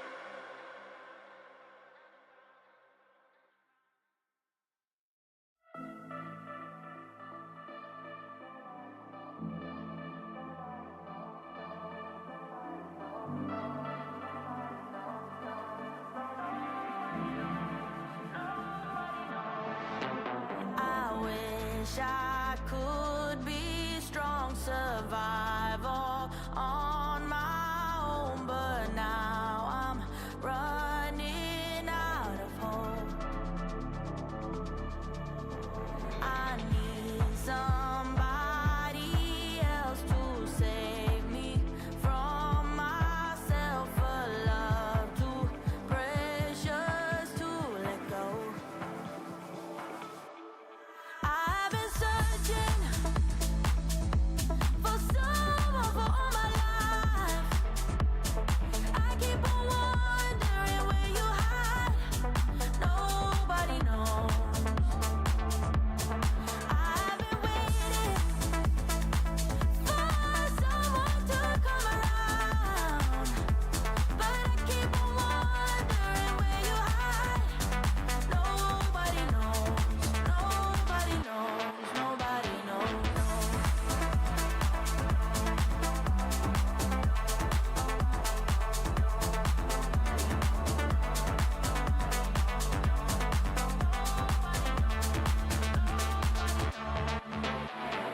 When I was a child, I thought I'll be alright, but futures can be full of lies. Yeah, it's never easy to find what you want, and if you should find it, don't dare to let go. If you hold on tight, promise you'll be alright. I've been searching for someone for all my life. I keep on wondering where you hide. Nobody knows. I've been waiting for someone to come around, but I keep on wondering where you hide. Nobody knows. Nobody knows. Should I give it up and hope for better days ahead, or should I keep on searching for the one I haven't met? Should I keep on waiting for you, baby? Tell me when. Yeah, baby, tell me when. I've been searching for someone for all my life. I keep on wondering where you hide. Nobody knows. I've been waiting for someone to come around, but I keep on wondering where you hide. Nobody knows. Nobody knows. Nobody knows.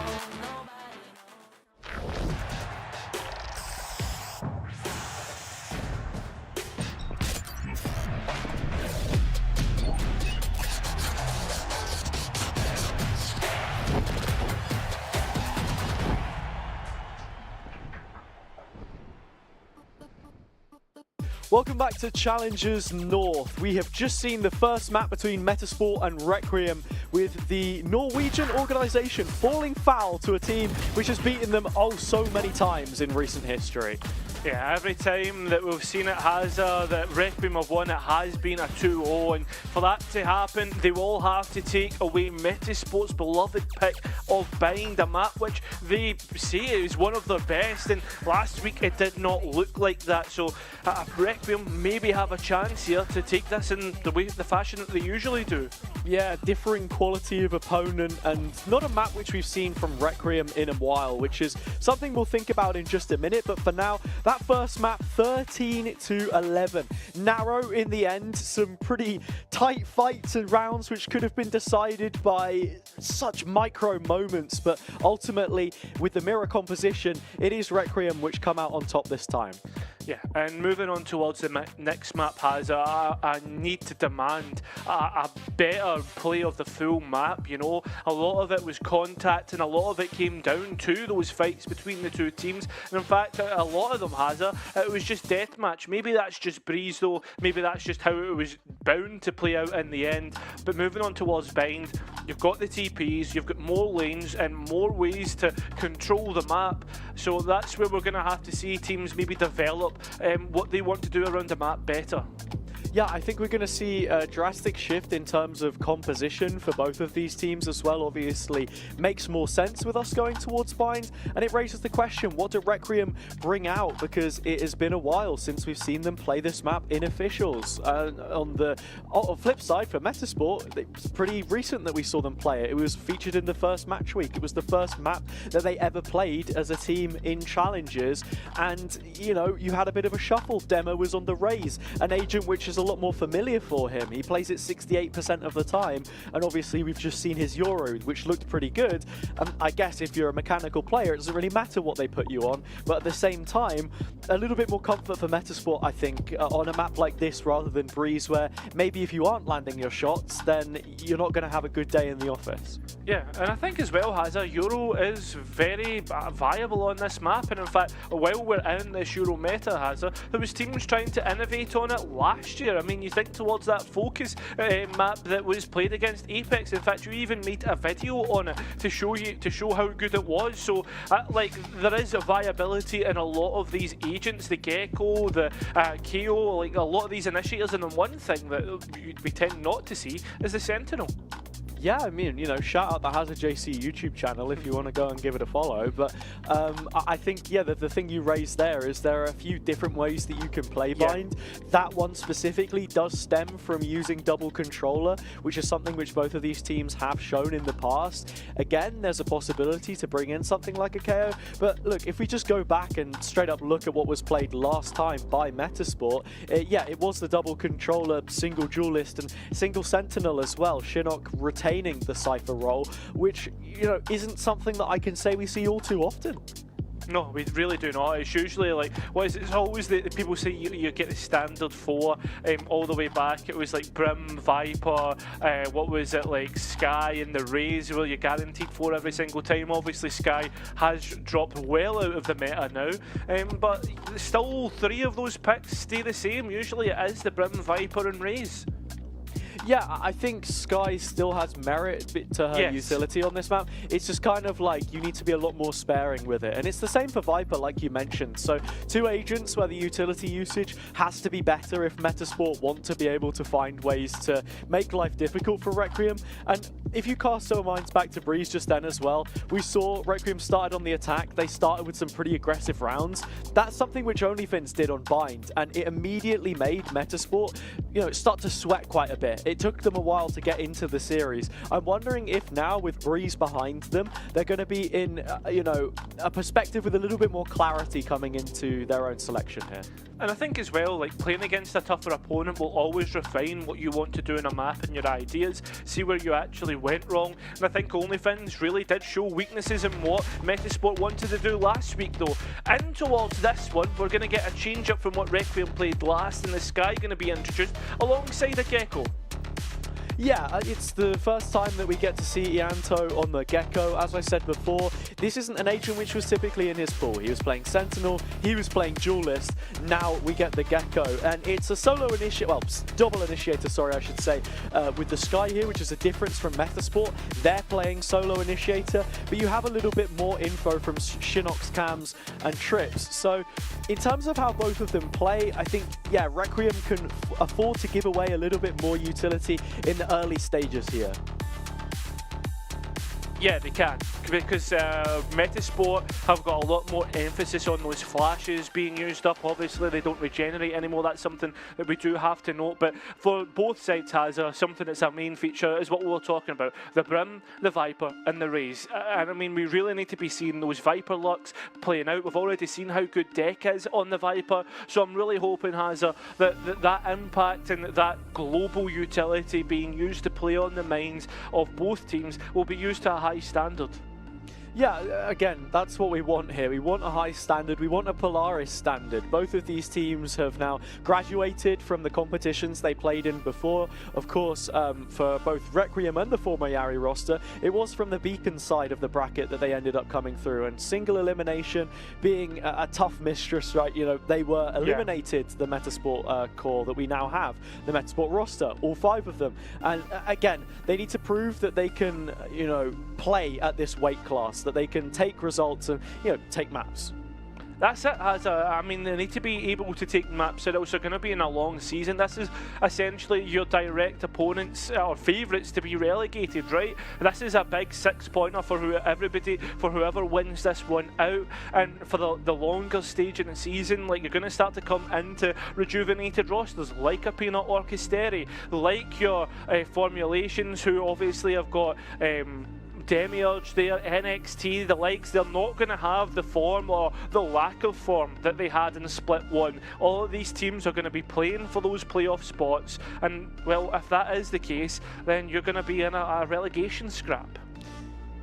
Yanto is back on the cam. We can see everyone here just getting ready for this one to kick off. I don't think I've seen Dex Cam swap to him and him not been smiling at one point or another. Yeah. Maybe it's just because he keeps hitting highlights. But, yeah, I think Requiem will certainly be feeling... Okay, well, there you go. Requiem will certainly be feeling confident coming into this one. Yeah, I mean, being in prime position, after the way that they played the last map, it was scrappy in parts, but for a lot of it, even when they went down to a deficit, they were always fighting back and always making it in a position where they could win out rounds. But it was just Metasport's quality that pushed it over the edge. But again, that did come down to the fact that they were... How to put it, they were playing scrappy, right? Unbind, fair enough, it can be scrappy, but there's so much more that you can do, so much easier in terms of the rotations, again, highlighting the TPs and how the map geometry works.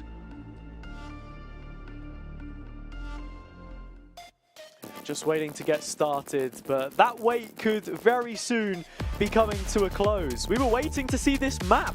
Generally speaking, Bind has not been played by Requiem for 124 days. The last time that we saw them on this one was against Apina Orchestra in the closed qualifier, the opening map of the series, which ultimately was one step short of being here in Split 1. They've arrived now, they've got their first map in the competition, and they're looking to take it 2-0 against long-time opponents Metasport. Metasport's attack was where they found a lot of their rounds the last time that they played out against OnlyFins. It was the defence that let them down. So what have they changed up to make it even better? So much slower on this, and Harambe's trying to ping out the cam and is missing. It's a little bit to the left, mate. And the flash did clear it. But this is just going to help out Shinnok.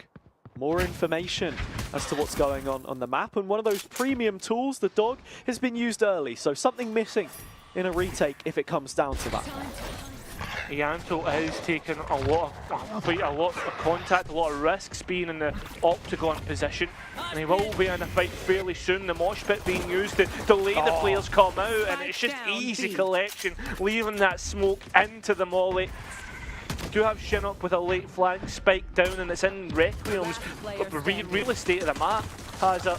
And that's why it's proven so hard. Aussie TK only 29 points of HP. It should be an easy finish, and there you have it, a flawless finish. Yeah, flawless pistol for Requiem. And it was just a series of unfortunate events. Did you see that? No? Oh, I didn't. I was waiting for you to chime in and... Soren gave us a little bit of a, what do you call it, a Chad face. I just was laughing. Okay, sure. He likes. He really likes to play with that cam, by the way. Did you see the the last week? He's a showman, but only when he needs to be. And That's I think true. to just go back and speak about the round that we saw, yeah, it wasn't ideal, right? You've got two players trying to force the issue on a mosh pit. Smokes go up, players recontain that space. Threat well dealt with by Requiem. It's the man who's enjoyed the limelight a little bit before. Soren, which would have been wanting the first engagement. Harambe the one that takes it instead. Waken is often so involved in these first 30-second fights. Yeah, and Aussie TK, the second to be involved. This is another thing that I wanted to say, Hazza, from last week, was that Metasport put a real impotence in taking the Shower's position and farming up these orbs, which is exactly what they're doing. Getting Melo up to walk closer towards that orbital strike. Yeah, I mean, with Ianto peeled so far back on B, you'd almost be hoping there's half a chance for Metasport to get in here and plant the spike, but very quickly those goalposts are adjusted. Deck has filled the void, and Toba's there for good measure. So The weaker stack of players is towards A. That's where One Metasport are enemy able to remaining. shuffle the deck and create some 30 space for seconds themselves. But Melo's still got to beat Soren, and he'll finally get his chance to lock in the second. Again, I was really disciplined from Requiem that time round, not moving even though there was the rotate coming through, the contact taken on long. Knew that there was a chance there could be a TP play after the showers control was taken. And that was easy enough for them in the end just because of the weapons that they had in store. And for this round, Hazza, they've got some pretty nasty bites for this bonus round. I mean, you're already seeing the outlaw there in the hands of Harambe. He went 1-9 in opening fights against Apex last week, but the previous time that he played this Metasport core, 7-7, middle of the road, still had impact overall. I think that's the big thing. How much can he get done here? He's already landed it first onto Melo, so down to 10 HP and pushed so far back this attacking line. Now seeing Requiem starting to be proactive once again, and Harambe moving past the wall does get punished. This is something that happened to Ali last week, and Ianto's the second one to do it out over on B, but it's in fact his own wall that he moved past, and Metasport start to shuffle their forces towards B. Big 1v1 though. Oh, Deg, he should catch this one, but Dema, even with the barrel extended, does get taken out, and already the entirety of Aussie's regrowth has been used to heal off 2 players, and the final 2 on the retake from Requiem are dead and buried. 3 flawless rounds, Cairo, that we've seen so far. This one goes towards Metasport. Yeah, it's a bit crazy, but at the same time though, I mean, that round was, again, a little bit deja vu from Breeze. People walking through their enemies' walls, their own walls, getting caught out, 1v1s, chances taken. If you roll the dice, it's not always going to come up 6. Well, it's come up with 7 ult points for Ianto, so that's a thrash available already, and you can see there's a lot of intent about Requiem with these player positions. Nice combo, something I'll be looking to see a lot more of is both the Dizzy and the Guiding Light, because you're either looking towards one or breaking the other. I like this, the contact taken from the boombot, straight away the dog's out and clearing through showers. Waken needs to be careful that he doesn't get caught out. A little re-clear back towards Garden. Requiem again showing that they're happy to rotate Toba over and support the B hold, especially with the amount of information that they're making back on this flank. Oh, he's got his knife out, doesn't even realise the danger that he was in, Waking. Even after hearing the dog earlier, is it a possibility? Metasport react and go straight towards B. This is where the majority of Requiem actually are. What shot from Dema? Oh, and he's over the top and around and sending players out. Toba trades it off, but it's a 3 versus 3 when Requiem had bodies on the B site. 30 It seconds looked like left. they'd done enough to stop the A play Spike from planted. happening. Now heavy on the flank side, but the big thing is Ianto still has all of his utility. Toba has to survive, but he goes down. Yeah, the Thrash invested. They're wanting to send this one forward. They have caught Missed. the Cypher. Well, they caught exactly where he was, and they've still put it back in towards a 2v2. The health still decent on both sides of the server, but it's actually the numbers that go in Requiem's favour, and they finish it out in a clap from Soren from a fantastic retake. A round of applause for Requiem. The guns certainly doing their job. I have to say, a little util piece here and there. Not quite to position, but they're not going to care. Round after round, they seem to be getting the results. And I think the read, generally speaking here as well, is pretty good. Toba probably wants to play his life a little bit longer, or at least be aware of the fact that a player could peek elbow. Those are just the finer details. This is the gun round which decides it all when you look at the money for both teams. It's also the ultimates as well. Harambe's showstopper, for instance, has a, again, priority set for Ianto to pick up the orb and get the Thrash up. This guy's like one of those kids you'd see in the playground collecting marbles. It's just picking up orb after orb after orb and is already well on his way to getting a second thrash. Big info. Skydog seen 2. Again, like you say, pretty reactively sending the Sky utility through the TP, but Soren has no flashes left now either, and that could be a problem if this A-hold won't suffice. There's only one player in towards Lamp, not one to get caught out. The priority already set from Requiem where they want to try and hold this site from, and Demo's out all on his lonesome, separated by a Viper wall. I think Soren's kind of happy to just use the utility because he'll hold his ground instead. 1 kill picked up, Deck trying to fight in onto the next. Won't go for them. They are running back towards B, or at least faking the idea. Toba through the TP, spots the first, and has a chance for the follow-up as well. But it's not even that, Hazza. He's primed the Anto into the best position 30 seconds possible. left. Only 2 players left, and they have to get the spike down, so 1 rifle will be down. Ianto has a full belt of utility. He's just biding his time. The flash didn't clear the position either. Mello plays it safe. The spike goes down in the center of the tube. Nothing extra spotted. Mosh going in. This will force the players to reconsider and re-peek towards the right side, but it's seen as more of a benefit. They play it together, and Ianto back against 2, back against the wall, plays Metasport back into this half. I think Ianto just missed his timing ever so slightly on the lock back in, but all in all, it was a greatly played round from both teams. I just think maybe the fighting to hold on towards the A site didn't go their way. But all in all, a fantastic round. Yeah, huge round because now we're back down to Sheriffs. Yes. On the Requiem side of the economy, 4 ults to play with. What do Metasport use here? Do they feel as if they have to invest anything to get this round? Don't just go straight past. There's a Bucky here. Harambe is right up in Metasport's face and stopping them from getting back in. Like you say, he has an ult of his own. This may not be the worst time to use it. Already the proactivity has happened from Requiem. Already just sitting on the back lines on a trip. And Toba's picked up the... Yeah, they're just waiting for Aussie. That's an easy enough kill when 2 players are considering it. Bucky trades out for a rifle. It's a 3-on-3 and it doesn't feel anywhere near as outweighed. Definitely doesn't. Chinook's trying to wait for someone to peek him. Sheriff held as well as Toba. It's where you go next. Looking through the map, you can already see Waken making his way through the map, and Deck again holding on towards Long. It's a nice reaction to hold on to the other lane of the site, and Chinook has overstayed his welcome. I'm wondering is Deck going to take a bigger risk than Ianto did in the previous round, or does he stay disciplined now that they have the numbers advantage?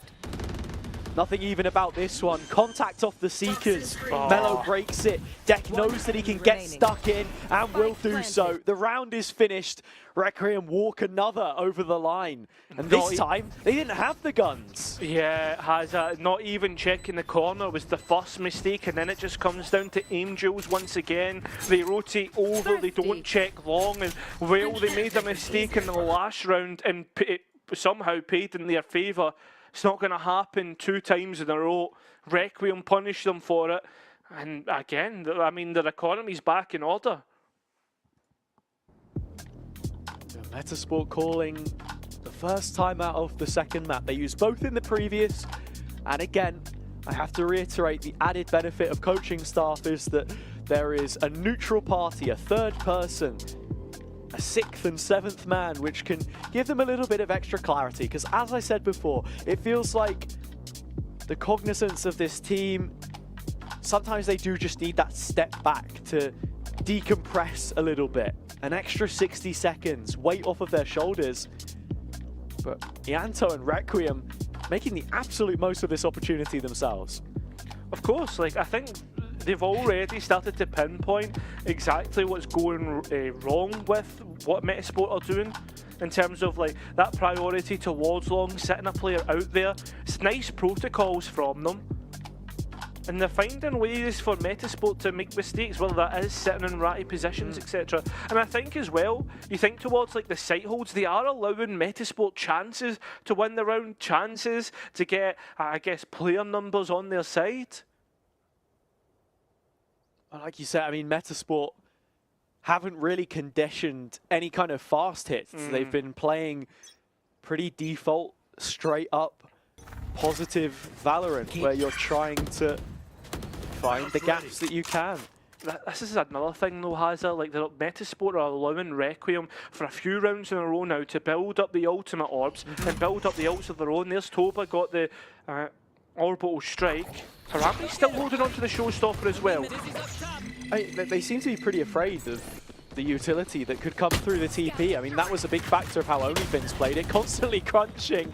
Dema, no fear of death, straight in, and that 1-for-1, you'll take that every day of the week, especially with how low Soren is in collateral. Yeah, can't heal himself up. Harambe just knows that there's going to be someone in towards Lamp. That's a nice combo with the ultimate to peek off the back, force players out. They've tapped the spike, forcing people to try and go out of there, but again, they hit the TP, and we've seen this before. If it fails on A, hit the TP and try and get on B. This time though, Requiem don't have a player sitting on the site. Yeah, commitment made with the rotation from Ianto, but has all of his utility to play around the rest of the team. Still a smoke left on Toba to deny one of these angles, despite the fact that Deck is gone, and he'd usually use his utility for the retake, and the showstopper finally coming out for Harambe. Finally, it's been sitting there for a few times, and they've actually wasted the orbital strike just by tapping the spike. Now Chinook hides with 60 points of HP, the wingman to try and bait out if there's someone on the spike. Mello will introduce himself and he'll get sent back. Chinook so low, it's easy enough for Requiem in the end. They'll find their fifth as expected. I think that's a let's go from Ianto. Yeah, it's a screen that separates the players, not a stage this time. And something I did notice is that Ianto's actually wearing a Yari eSport jersey as well. Of course, those who remember, that was his former employer for I-71 before the I-72 that we've just seen. So, oh wait, I thought it was yeah, a mix of players. I have absolutely no idea who you're talking about, Cairo, and I don't think anyone else does either. I mean, which organisation? I don't know, I thought it was an esports organisation. Esport organisation? Which one?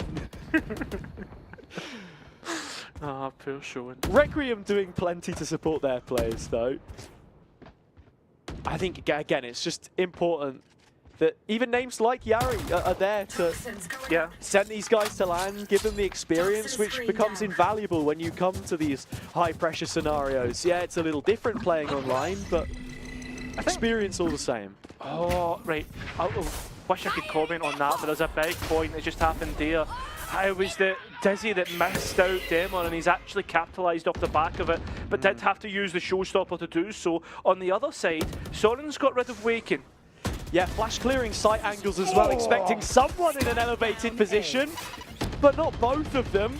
Toba and Harambe from heaven and top of truck find a couple of kills each, putting Dema in a 1 versus 3, and while he'll be able to get the spike back for himself, it's a difficult situation to try and unravel here. Time for a rotation, but even then you've got to beat Deck. It's going to be tough. If Deck can just buy even a little bit of time, doesn't even need it. Soren loves clapping, and his team do deserve a clap, to be honest. Clapping like a seal in the Nordic Ocean.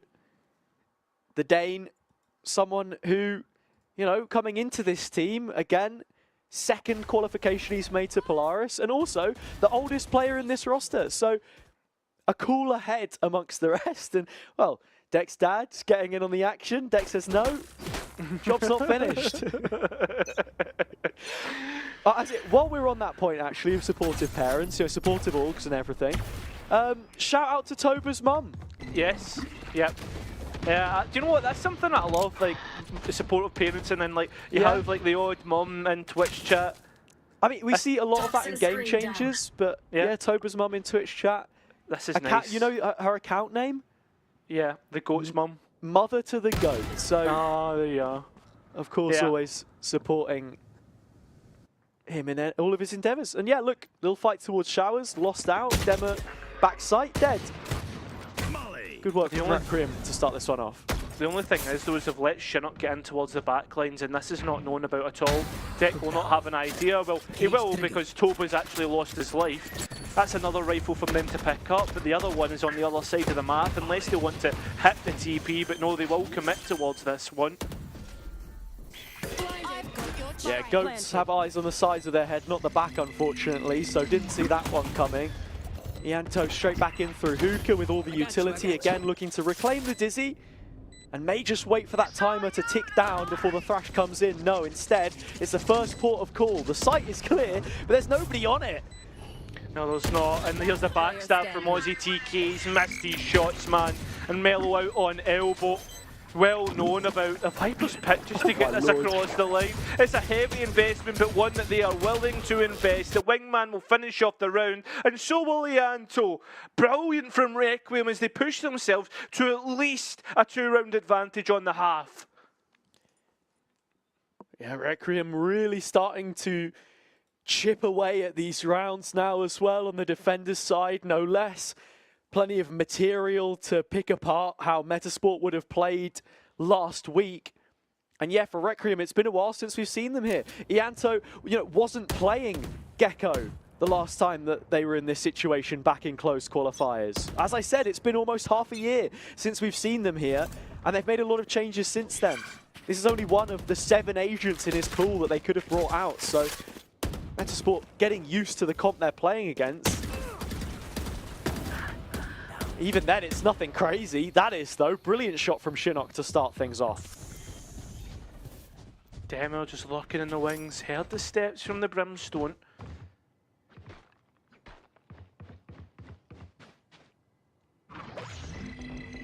Can hear everything that's going on the B site. Knows there's at least 2 there. You may know that there's going to be 2 players wherever you go, and now B only has 1. What did Metasport look to try and do? Making inroads towards the A side of the map, but Deck has Waken gone. Does run out of toxins, and Anto is forced further back in towards Elbow, so they have the B site. It's Hookah you've got to be concerned of, and that's where Deck is coming from. Oh, Aussie's big on getting rid of Harambe, but it's Deck the man of the round. Elsewhere the spike runs, and you've still got Chinook waiting in the wings. No, doesn't want to wait any longer as both players from Requiem have made their way over. The Neuro Theft given that information, so you can position the post plant in the right position. Yeah, Metasport guaranteed a post plant here, whatever would have happened. Requiem tried to take back B quickly. It fell out of their hands. But now linked up together through backside, Dizzy comes in. No information on the Lamps player of Mello, who will be looking to wrap around as the Wingman gets to work. Ianto caught in the side of his head. And finally, Metasport lock in their 3rd. Demo probably massive there, just hiding in Hookah, being able to get rid of Toba. Just all in all, Requiem not having the eyes in the back of their head, I guess, has. That's probably the key point. Deck did a fantastic job at scrambling it back, but again, it's mostly these 1v1 fights that we see deciding the round. Yeah. Requiem have the right idea about how they want to set up. Yeah. Ianto should be straight down long here to try and take the orb again, but it's actually a cam from Chinook which stops it. Aussie making space towards A himself. With a variation on the Viper wall that we don't necessarily see too often. It's incredibly tight, the angle that it takes to lurk a player up. Waken is all the way outside of showers though. Late round positioning, perhaps, as Metasport make early commitment towards the B side of the map. Obviously knowing that Demo likes to do that, that's why you commit the Sky Dog, but he's just so good, man. There you go, another entry pick. I think the big thing about Demo's entry picks as well is he's finding these and then getting out of dodge, finding ways to reposition.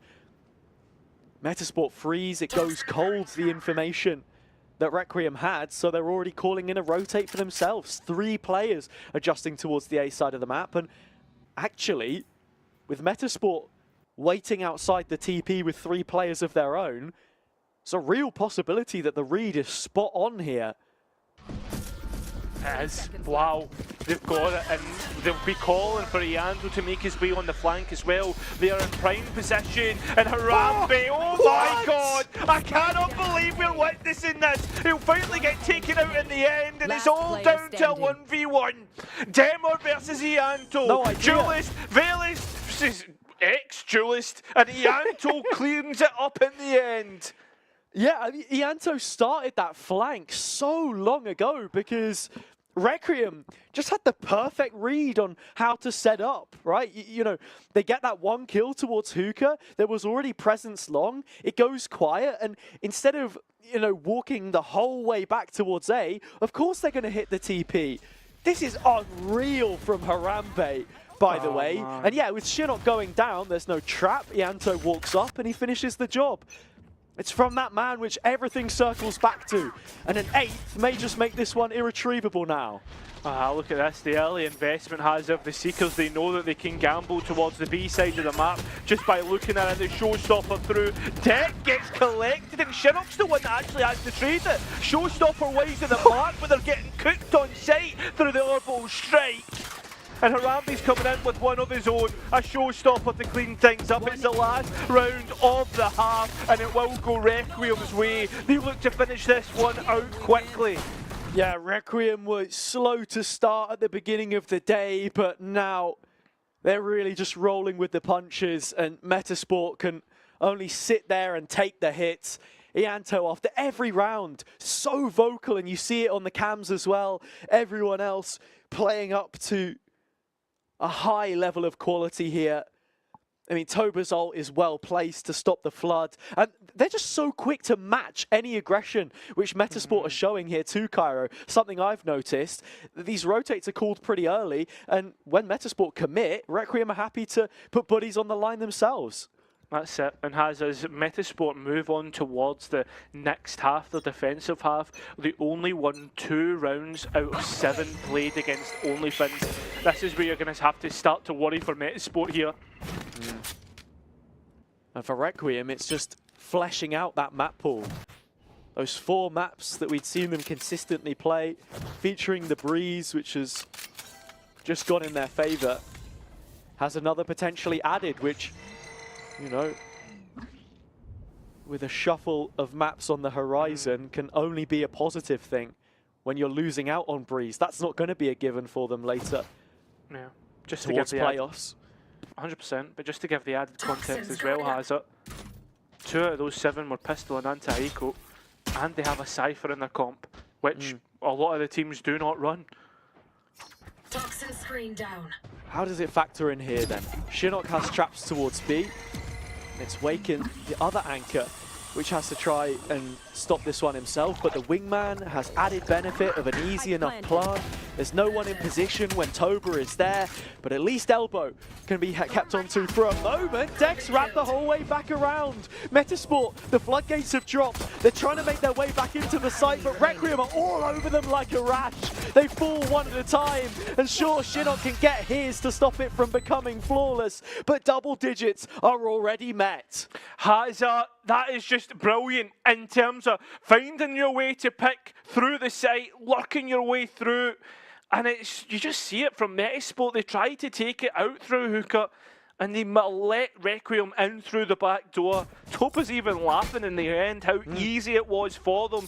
And again, as we said before, only 2 rounds they were able to win on the defensive half, and they won't even get a chance to do so because 2 of those rounds was the Pistol and Anti-Eco, which they do not win in this second half. It's the combo utility that Requiem had here as well, like just an early flash from Ianto, which will give information towards short. First of the guiding lights comes out towards Fountain. Blinded.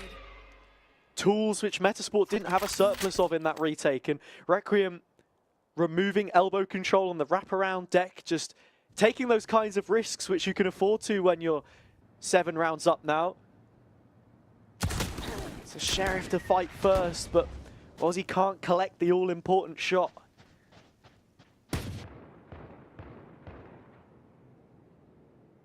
Still this Bucky in play. Hiding. Deja vu from last half. but it's the Viper wall that allows him to get through. The Bucky now introduced Demo, firing off shots and doesn't get caught himself. The paint shells allows him to escape, and Chinook hiding towards the back of site. Yeah, Trap's looking to have found a lot more value here on the A play this time. Requiem running into it. Toba trying to clear out backside, walks straight into Chinook's sightlines instead. Deck needing big damage. Maybe Soren can offer it up for him. Wait off the back, still Chinook. Left to be tested, and Waken taking his sweet time to be reintroduced.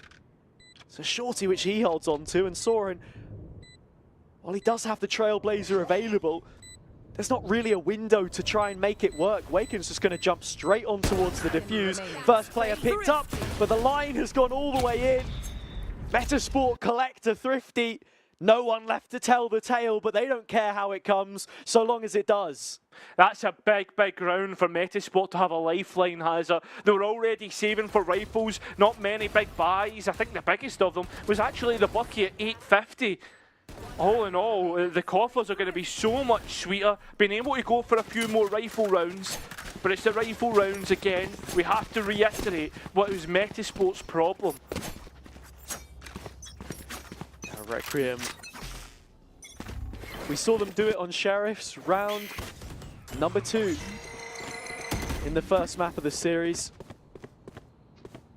That was Breeze, and they did it there before the last time they faced. So whether they got the same kind of stuff on Bind is yet to be seen. Soren's kept his Bulldog, of course. And again, they're just inviting Metasport to make that first move.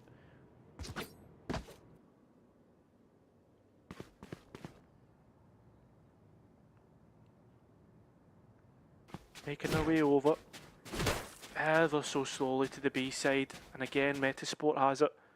They have a majority of players here, and it's actually Melo given the opportunity to contact. A free fight. Demo looking towards long. Chances. Oh, look at this. Dema's going to rotate. That dog was enough. They're re-clearing towards long side instead of hookah. That's where the players emerge, but thankfully enough, Demur is called right back in, and he'll sink 3 players with it. Soren's Bulldog, the last remaining piece, and with money in the next, he's inclined to try and leave a dent here. The nade lands behind him, but no timing taken. Just waiting for the smoke to disappear. Melo's got no more of those. 13 seconds. How many of these guns can he remove and force a repurchase?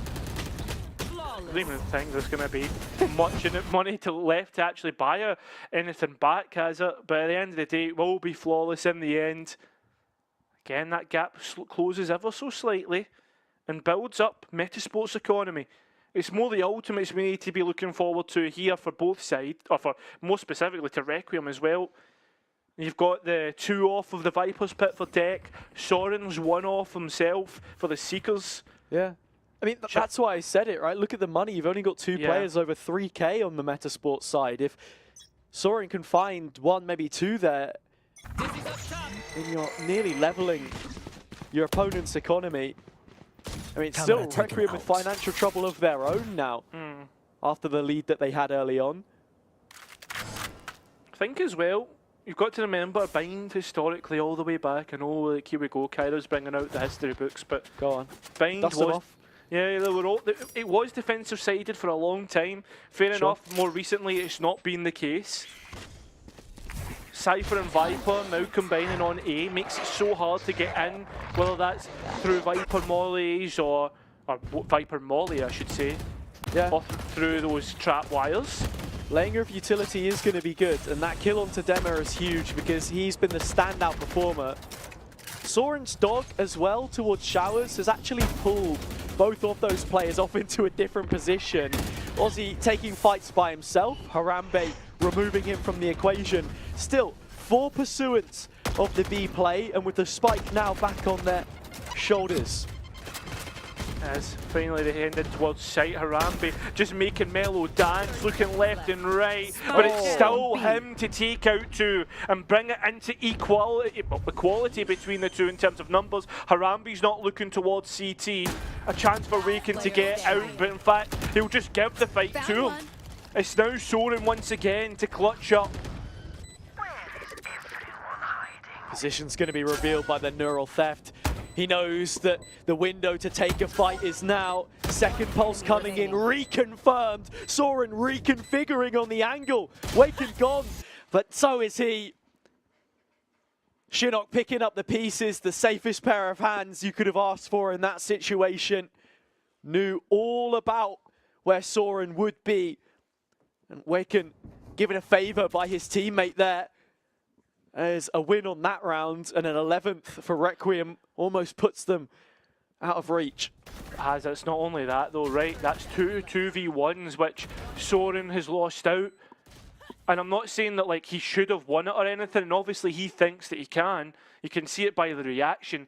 But it's these small little margins which Requiem were winning in the last map, which Metasport are now winning on this map, that can push them closer and closer. And you can see that in the economy state and the buys that Requiem are being forced into. Yeah, they've gone for a half here. They get two more good buys before the scoreline is leveled up. Harambe, what is that? Threads the needle, and again, Demur is the first one gone in this defense. A major component which Metasport have been forced to fight without in the last couple.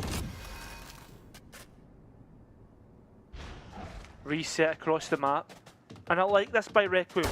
Again, this is something they did on Breeze, letting Metasport fester in their own mistakes, overcompensate, try and find something. Slap the hand as it's extending. Could take that ultimate orb, and that's the Viper's pit up. Oh, Deck was thinking about it, but also kind of hoping that maybe there's a player caught out in the open that he can punish here. Trap is gone. The pit isn't really a thought in his mind right now. If he gets a kill, he dies. It's something for the next round. The prerogative is put on everyone in hookah. I think they're just going to... But the time is getting very, very low. 20 seconds here, Hazza. Yeah. You're down to the last 6-7 seconds by the time this one's disappeared. It's an extra 18 that it'll stand for. Deck does get a kill towards long. Well, that's what they were waiting for. A, actually, instead... Oh my god, what? It's just the Sheriff's on site. The kill that was picked up by Deck was towards the other side of the map. That was the A anchor. The rest just flood out through long. And some sharp shooting later. Finally, Requiem stand on 11 rounds. Hazza as well. I just wanted to point out a little something that Deck did was keeping the Viper Orb in pocket, which is usually put towards the kind of lamp's exit. But this time he put it next to Triple, allowing him to lurk through in towards backside if he really wanted to after breaking the trap wire. Just putting a different question to the Cypher of Shinnok. Metasport, no wonder they time out. That's a disastrous round to lose out. A Thrifty allowing Requiem back in the door.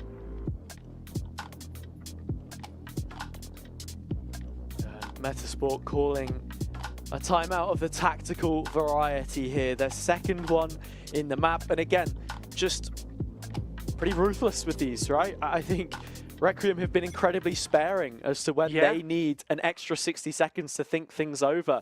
I spoke to Ianto before this game started, and he said, sure, we're still figuring out our options in terms of supportive staff. The best example to give of a newly promoted team which went without a coach all the way to second place would be Sweet and Sour, and they still are marching forward. I think as sure, well, you know, a change of IGL means that maybe we may see that trend buck a little bit. I was also going to comment, Hazza, maybe it's just like Metasport's coaching staff, as you already mentioned, just like to introduce themselves. They know when the team are maybe moulding, get that mental reset. I think you have to, though. And Soren, is going to be in a troublesome spot here. Demo just takes her timing. Instead of going for the fight you know, in the first 5 seconds. He waits 15 seconds this time around, and surprise, surprise, it's a 1 duel instead of a lost one. That's another one being lost out. Is Deck, who had so much impact in the last. These players once again offer themselves up to Metasport and they begin to chew down. Even after all the ultimates that they had to use out. Yeah. Last player standing. This round just looks so much more comfortable from Metasport. Dema finishing it with a flourish. It is flawless, in fact. But they didn't do anything too crazy. They just stuck to the game plan. And this is something which I noticed on Breeze as well. They call a timeout, but then they stick with the same setup. It's just the player positioning which makes an adjustment. Requiem read into this one and thought, okay, they've called a timeout. Maybe Cypher or Viper is going to be absent from the A site. Let's just hit it. They walk into the utility. They end up losing the round.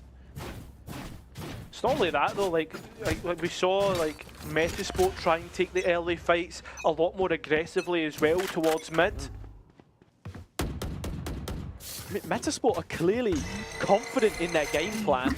Just the execution, which has been a little laboured in the previous few. And I think that's got to be the main takeaway from this series, because both teams were at a pretty even position a couple of weeks, months ago. This ultimate's still available for both teams. Here's the showstopper. It should be an easy pickup. It is, and used to great effect. Do they hit the TP? They do. That means the showstopper misses. There is still 2 players towards this side of the map, which is drawing a rotation over. Waken's going to get cleared by the Boombot. There's a nade at his feet and a flash to the side. Anything would be good. Demir and Shinnok bailing it out, helping things just a little bit. It's a 3-on-3, and just wants to hold on to the position here, or at least stop the cross. There's a trap with his cage to help support in this effort. Requiem trying their best to break it, but they just can't. They head straight into him instead. It's another clutch for Soren. Not possible for him to shake that one off either. So Metasport adding an 8th now. Getting closer, reducing that gap. That's all Metasport need to do. Put the pressure on Requiem. Make them sweat. I mean, you can see the nice idea. They leave Ianto just hanging about in hookah, baiting out the rotation for him to be played in. But he misses the shots, and it's Dema who actually aids off cam. Metasport helping out the fight on triple, which Chinook tried to keep fighting on to. And on top of that, actually readied the map of Ianto, which allowed them to rotate without any harm. It's another half investment as well. Actually, finally, Deck is going to buy up into something more substantial. Toba, the only one relegated to a pistol. But so many ults available in these final 4 rounds of play that we could be seeing. So how exactly they're invested is so important. Ianto's taking so much damage, and Soren's going to get spammed through a smoke.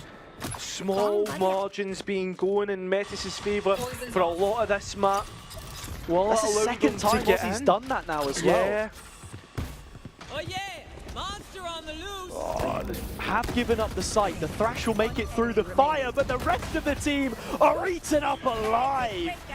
Dema 3 from the top of the truck, and a kiss blown to the camera as well. But Hazza, it's not only that though, that's now 2 ultimates have been wasted 2 rounds in a row. I'm only saying wasted because they haven't got the value out the other end. That's Harambe's showstopper, and now Ianto's Thrash. Can't be losing ultimates like that so easily. Ianto goes down, the wingman plants for him. It's going to mean at the very least is already 2 into the next Thrash, but I don't know if you get that online before the game ends here. You've got to be looking to your other pieces. Orbital Strike, Pit available for both teams, but Aussie in taking control towards long side of B early on already has the Seekers for a potential retake. A big counter to that Pit. Oh, they're trying to be proactive and heading towards the rifle of Harambe. He's taking the first and dipping out into support.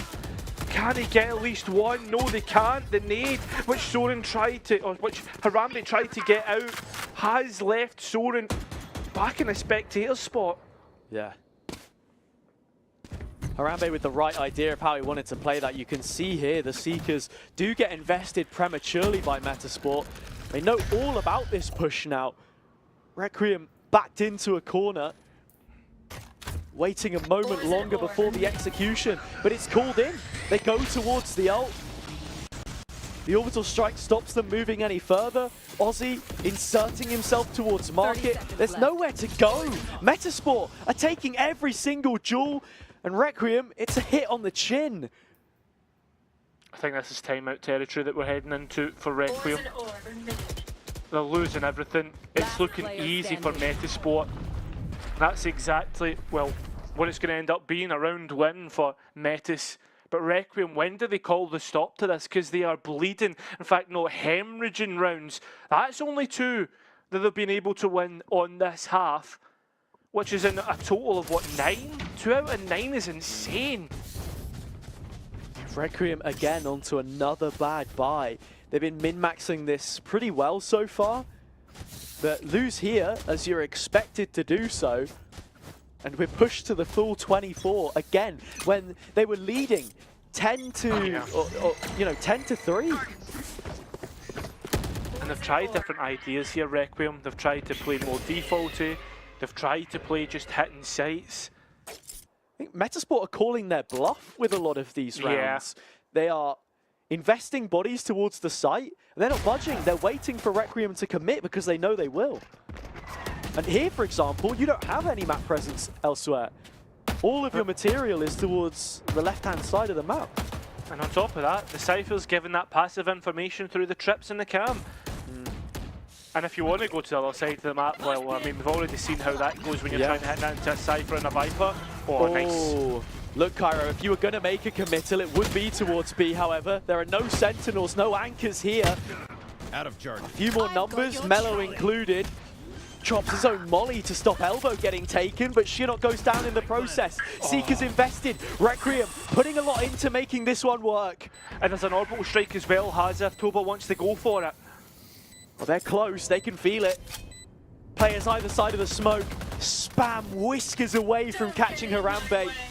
He'll play up close with the shotgun, but Waken spams him out. Toba with an ult of his own on the edge of the fumes. What does he choose to do? They may not clear this. They may not clear this. They won't clear this. Mellow finally follows it up, but Toba nearly hoarded it all for himself. Well worked for what they had. Requiem falling short again. Oh, they somehow identified a weakness on the B side of the map, but not only that, has a Mellow as well. Actually nearly got caught off guard in a fight towards Elbow just before he dipped out and used that molly. But Requiem maybe fired up after that. They found a weakness in the armor. One enemy remaining. Oh, this is crazy. Good reactions, Mellow and Soren. Even more frustrated with every passing moment. It's moments such as these which could mold Metasport into the quality of roster that we expect of this league. And well, the same could be said for Requiem, because if they've taken this one more convincingly, if it goes 2-0, if they walk out unscathed, you're looking to those next fixtures about being a real competitor. But now, can only say I'm doubting it a little bit more. Players being hit by the Dizzy and hooker control being taken. I've seen pings going out towards CT and Elbow, or the Cubby, for instance. Ianto's not having too much difficulty reclaiming this utility. He's been pretty well supported by the rest of his team, and you can see Requiem are fully grouped here. Ozzy was waiting for a moment whether Shinnok's cam was going to get information to maybe crunch towards the teleporter, or at least send it through, but they won't. Requiem are all eyes on the prize in front of them. Soren's got the entry, but they've not accounted for Aussie TK. Finally they will. And they're still waiting for the rotates of the 8 anchors. Haza. Demo's taking a lot of damage, and Requiem are in a good spot with the ultimates that they have to push themselves over the line. Yanto's managed to get his flashback and the wingman from the plant as well, so plenty of utility. Demo has the boombot, Shinnok's got a cage, but other than that, you're struggling. Deck with the pit up will pose to be a real threat. You can see just Harambe playing around the edges of the pit and taking fights when he wants to. Chinook's health is dropping ever so slowly, and Waken's walking in the wrong direction, walking towards Deck. He pops out at the wrong moment, and it's a trade for Requiem as they are the first to reach 12.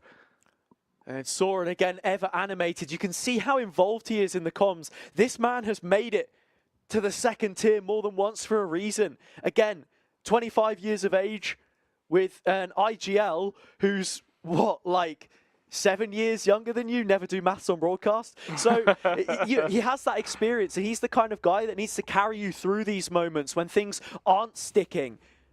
Looking at the kills demo, 25 and 18, Harambe outdoing it by one extra of himself. But yeah, if Metasport fall here, it's going to be such a painful way to lose this series. Aussie TK's solo out on Octagon, by the way. Oh, how many times have we seen him manage to find a kill from Garden? Green fingers, Aussie TK. Can he dig up more trouble? First kill's good, second even better. Oh my god, Aussie! Through the smoke to make it a third. Metasport may just have done enough to get overtime on this occasion. Still 2 players are left alive for Requiem, and you can't count them out just because who it is. It's Deck and the Yanto, teamed for well over a year now. They started together. Last player standing.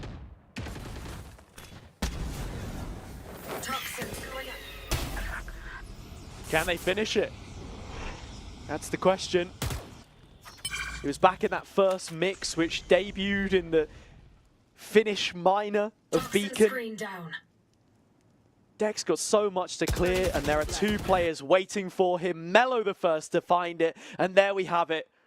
Cheeky look from Aussie as well. He knows that that one was worrisome. I mean, 1 player tasked with finding 3, but he does a brilliant job, and it's just enough to keep Metasport in this one and extend play. I'm wondering how Aussie's not roasting. Like, it's hot outside. This game's an absolute heater as well. And like, Metasport and Requiem, they just do not want to give up against each other.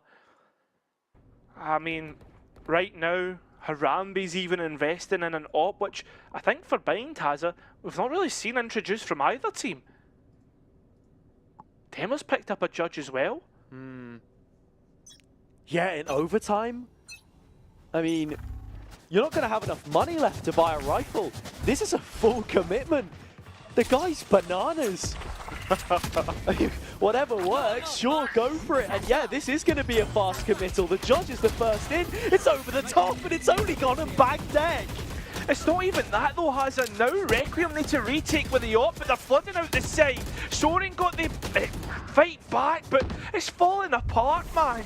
Yanto's waiting in the smoke, players are spamming him out, and Metasport have taken this round when they needed to most. Oh man, waiting in the smoke, but waiting to get bagged up and sent on his way.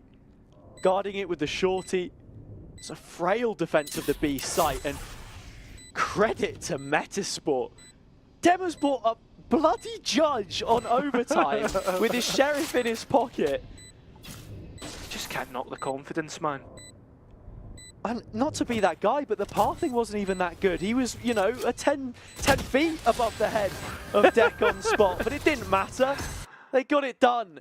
And Metasport, in some of these more chaotic moments, really having a killer instinct, which Requiem haven't been able to offset. I was going to say, it was like he'd been shot out of a cannon or something, you know? Yeah. And it's the killer instinct which Metasport lacked last week. It's like, it's when it gets scrappy as well is the thing, like I said, because you know, a lot of this game has been decided on 1v1s, you know, individual situations, errors, timings, you know, the finer details, the mechanics. Yet, you know, when Metasport do play this fast-flowing, aggressive style, Requiem have actually struggled, which feels crazy to say, but you have to be the protagonist in this one, really. Truly. Regulation needed in both maps. A full regulation, sorry. And more needed in both maps so far, has it? The third map, if we get to it, which we're primed to, it's going to be an absolute screamer. Here we go, straight in the Hazard. Both players being flashed up, and it's Requiem. It's Soren to get 3. Putting themselves in prime position to go into another round of overtime. There's even Deck looking up behind. Now this is where Harambe needs his leash tightened by anyone else on the team, but actually all of this is a ruse. He's trying to buy as much space and time as he possibly can for Deck.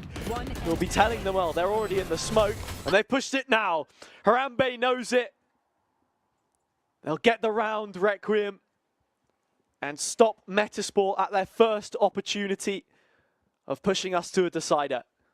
Just like looking at the cams, you can see how vocal Soren is as well. I mean, like, for those who don't know, like, Soren is one of the oldest players on the rosters. I think he's towards like 25, nearly the same age as me. Yeah. Such experience. I remember back when he first debuted, everyone was like, oh, Soren, this guy's like a new young talent coming in, but he's sort of already been around the scene for a bit. I mean, Harambe even there getting 2 kills. You wanted a fun fact? We don't have a little pip for it, but you know, Harambe is actually a Swahili name.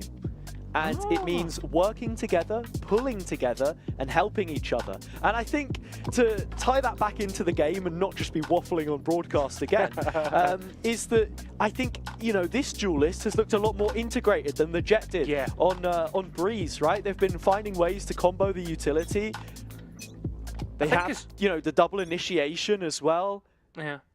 I think like last map it really felt as if it was like the Harambe and Ianto hit squad running around Breeze.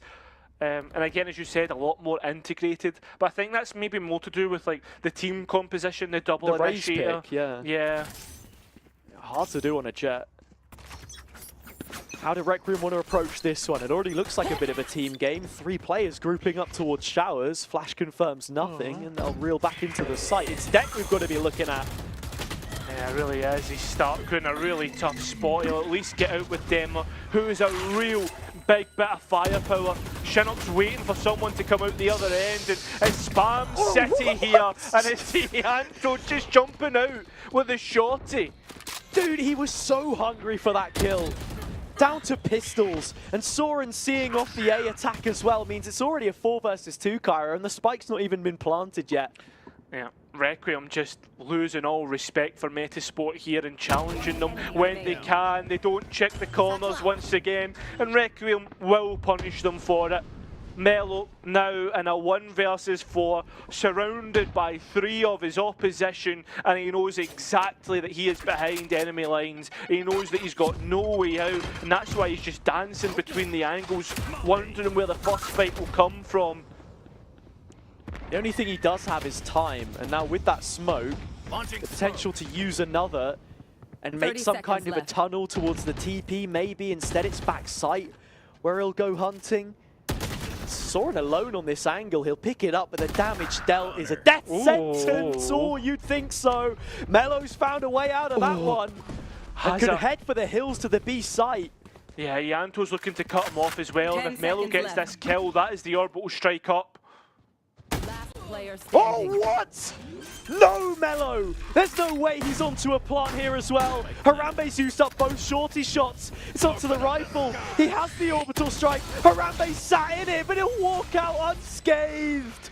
Oh, my Lord, Melo.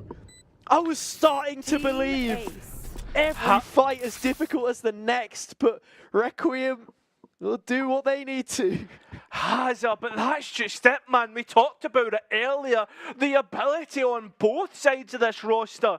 I mean, if you're a scout, right, and you're looking for moldable young players, what a server to come and watch. So much potential in every single player. Stick them in a clutch and let them work. Because there's potential for them to win it every single time. Yeah. I mean, look, I thought when Ianto went TP, it was curtains, especially with the flash there, that there was no chance you'd even challenge it. But close, and look, we have to move on to the next. We can't be as casual as Harambe's posture about it. You thought Shao was reclined. This guy is on a sun lounger.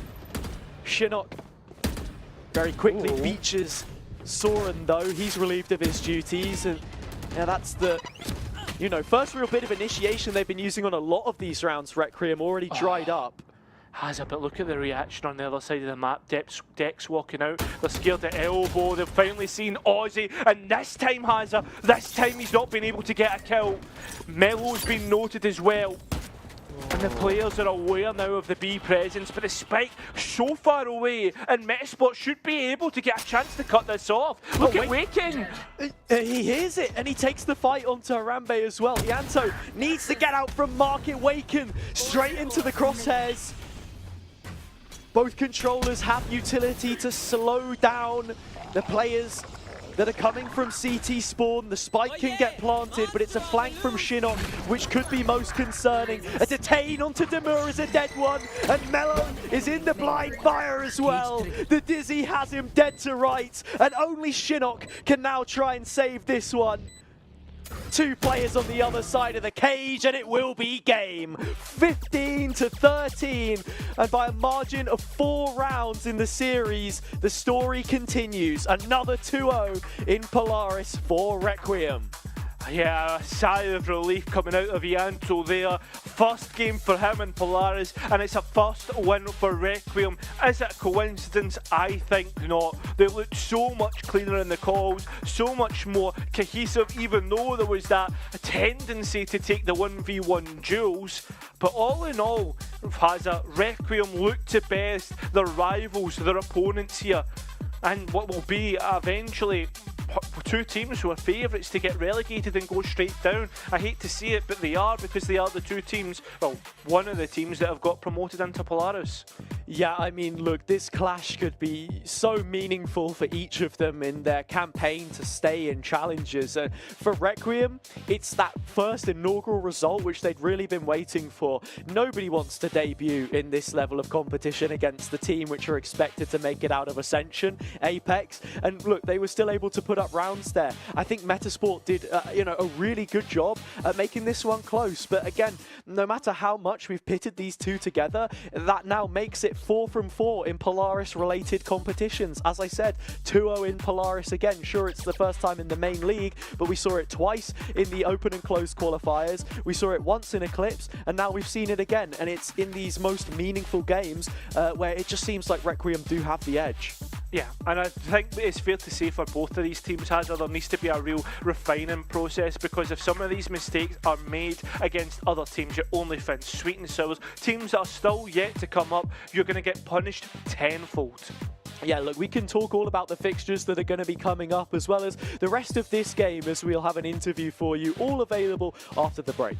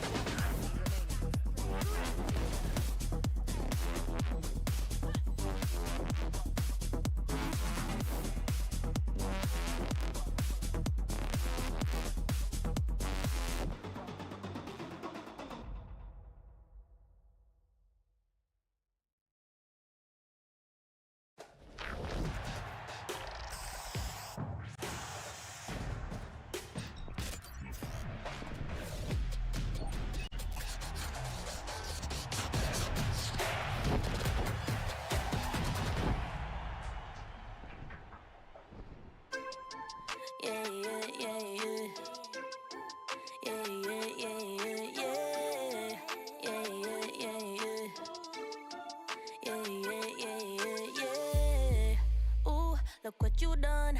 Took a living woman and turned her into stone. I guess I should be thankful. You gone cause you chew with your mouth full. I should've run once I figured out that you can't work your tongue. I guess I should be grateful.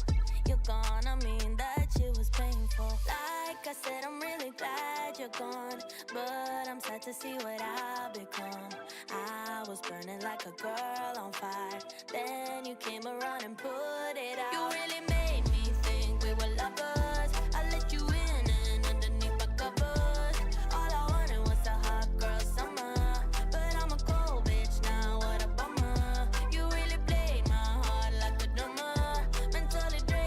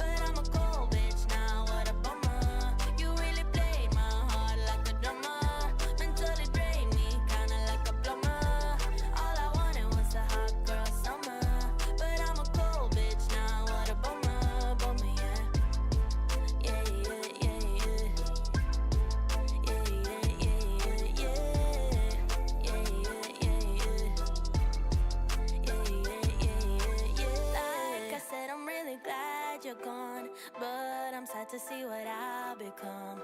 I was burning like a girl on fire. Then you came around and put it out. You really made me think we were lovers. I let you in underneath my covers. All I wanted was a hot girl summer.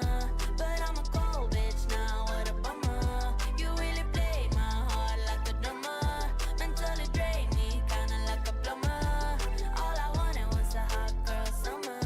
But I'm a cold bitch now, what a bummer. Bummer, yeah.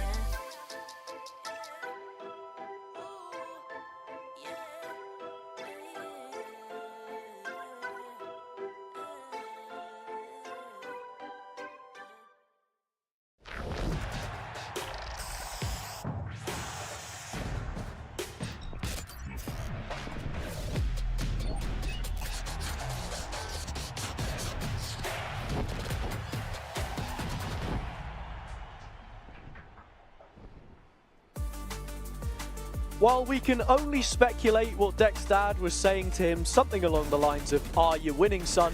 we find out that the answer is in fact yes. A first win for Requiem in Polaris in Challengers North as a hard-fought result against the Metasport team, which just weren't going to let go of this one easy.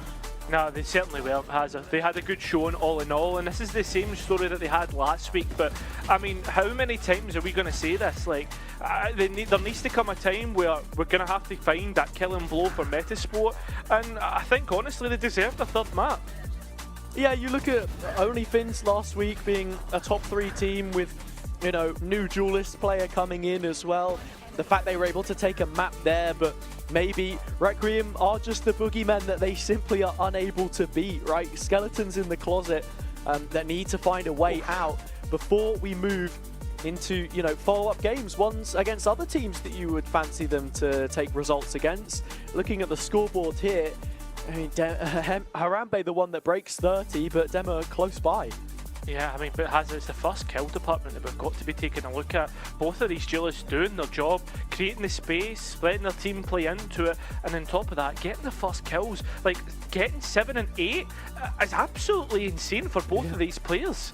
I'm not going to lie, though, the part that interests me is the part we don't get to see what the first death stats are. Yeah, because true. I'm pretty sure that you could just flip those stats and that would be first deaths, because it felt like they were very often going up against one another. You know, it's a lot of these duels where you take one player and then you go down. And actually, the more I think about it and the position that this Metasport team is in does remind me a lot of the Hookahs that we saw last year, where, you know, they're sure, they got a map win against OnlyFins last week, and I think that's really important because unlike Hookahs, you've got the ball rolling and it feels like you're in the game for a lot longer. But when you have opening match weeks, when you lose out by a couple of rounds each time, you know, maybe when your duelist is getting one and then immediately dying or something like that, you know, it's the frustrating part, I think, which they're going to have to work on. Of course, we do have an interview for you now. We can stop talking about the game and, you know, speak with the man himself, Soren.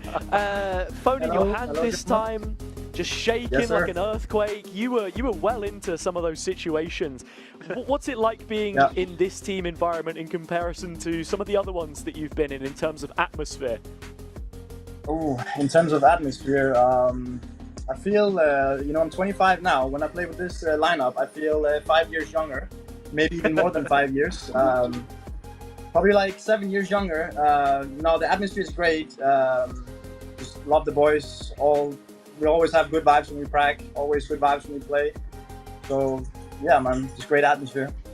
Yeah. How does it feel to finally get your chance in Polaris as well? Like, felt as if maybe a little bit robbed of it last time round. Like, we won't talk about that too much, but you're finally here, and like, you've already played against Apex. You are one of the star players as well. Like, how does it feel to finally get your chance? Feels very good.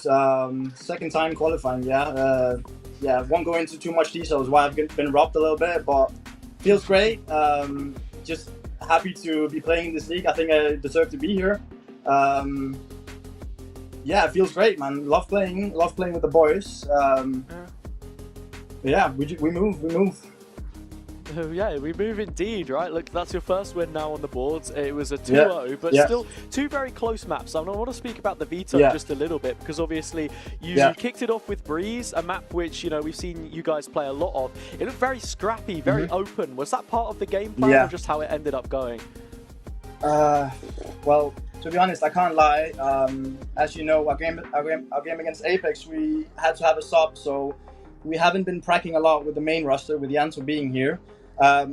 We've literally only had one prac yesterday with Yanto back, so it's been like a couple weeks since we've been playing with the full roster. And yeah, like you can see in the gameplay, it's just a bit scrappy, right? Like we are pulling some rounds out of our ass. Like, I gotta be honest, right? Like we are just, you know, rounds we shouldn't be able to win, right? So it's not. I won't say we're playing really good Valorant right now at the moment, but we're definitely now. I think we got a little bit under a week now for the next match, so we're just gonna be putting in a lot of prac now for the next one. I think it's only Fins, if I remember correctly. Yeah. And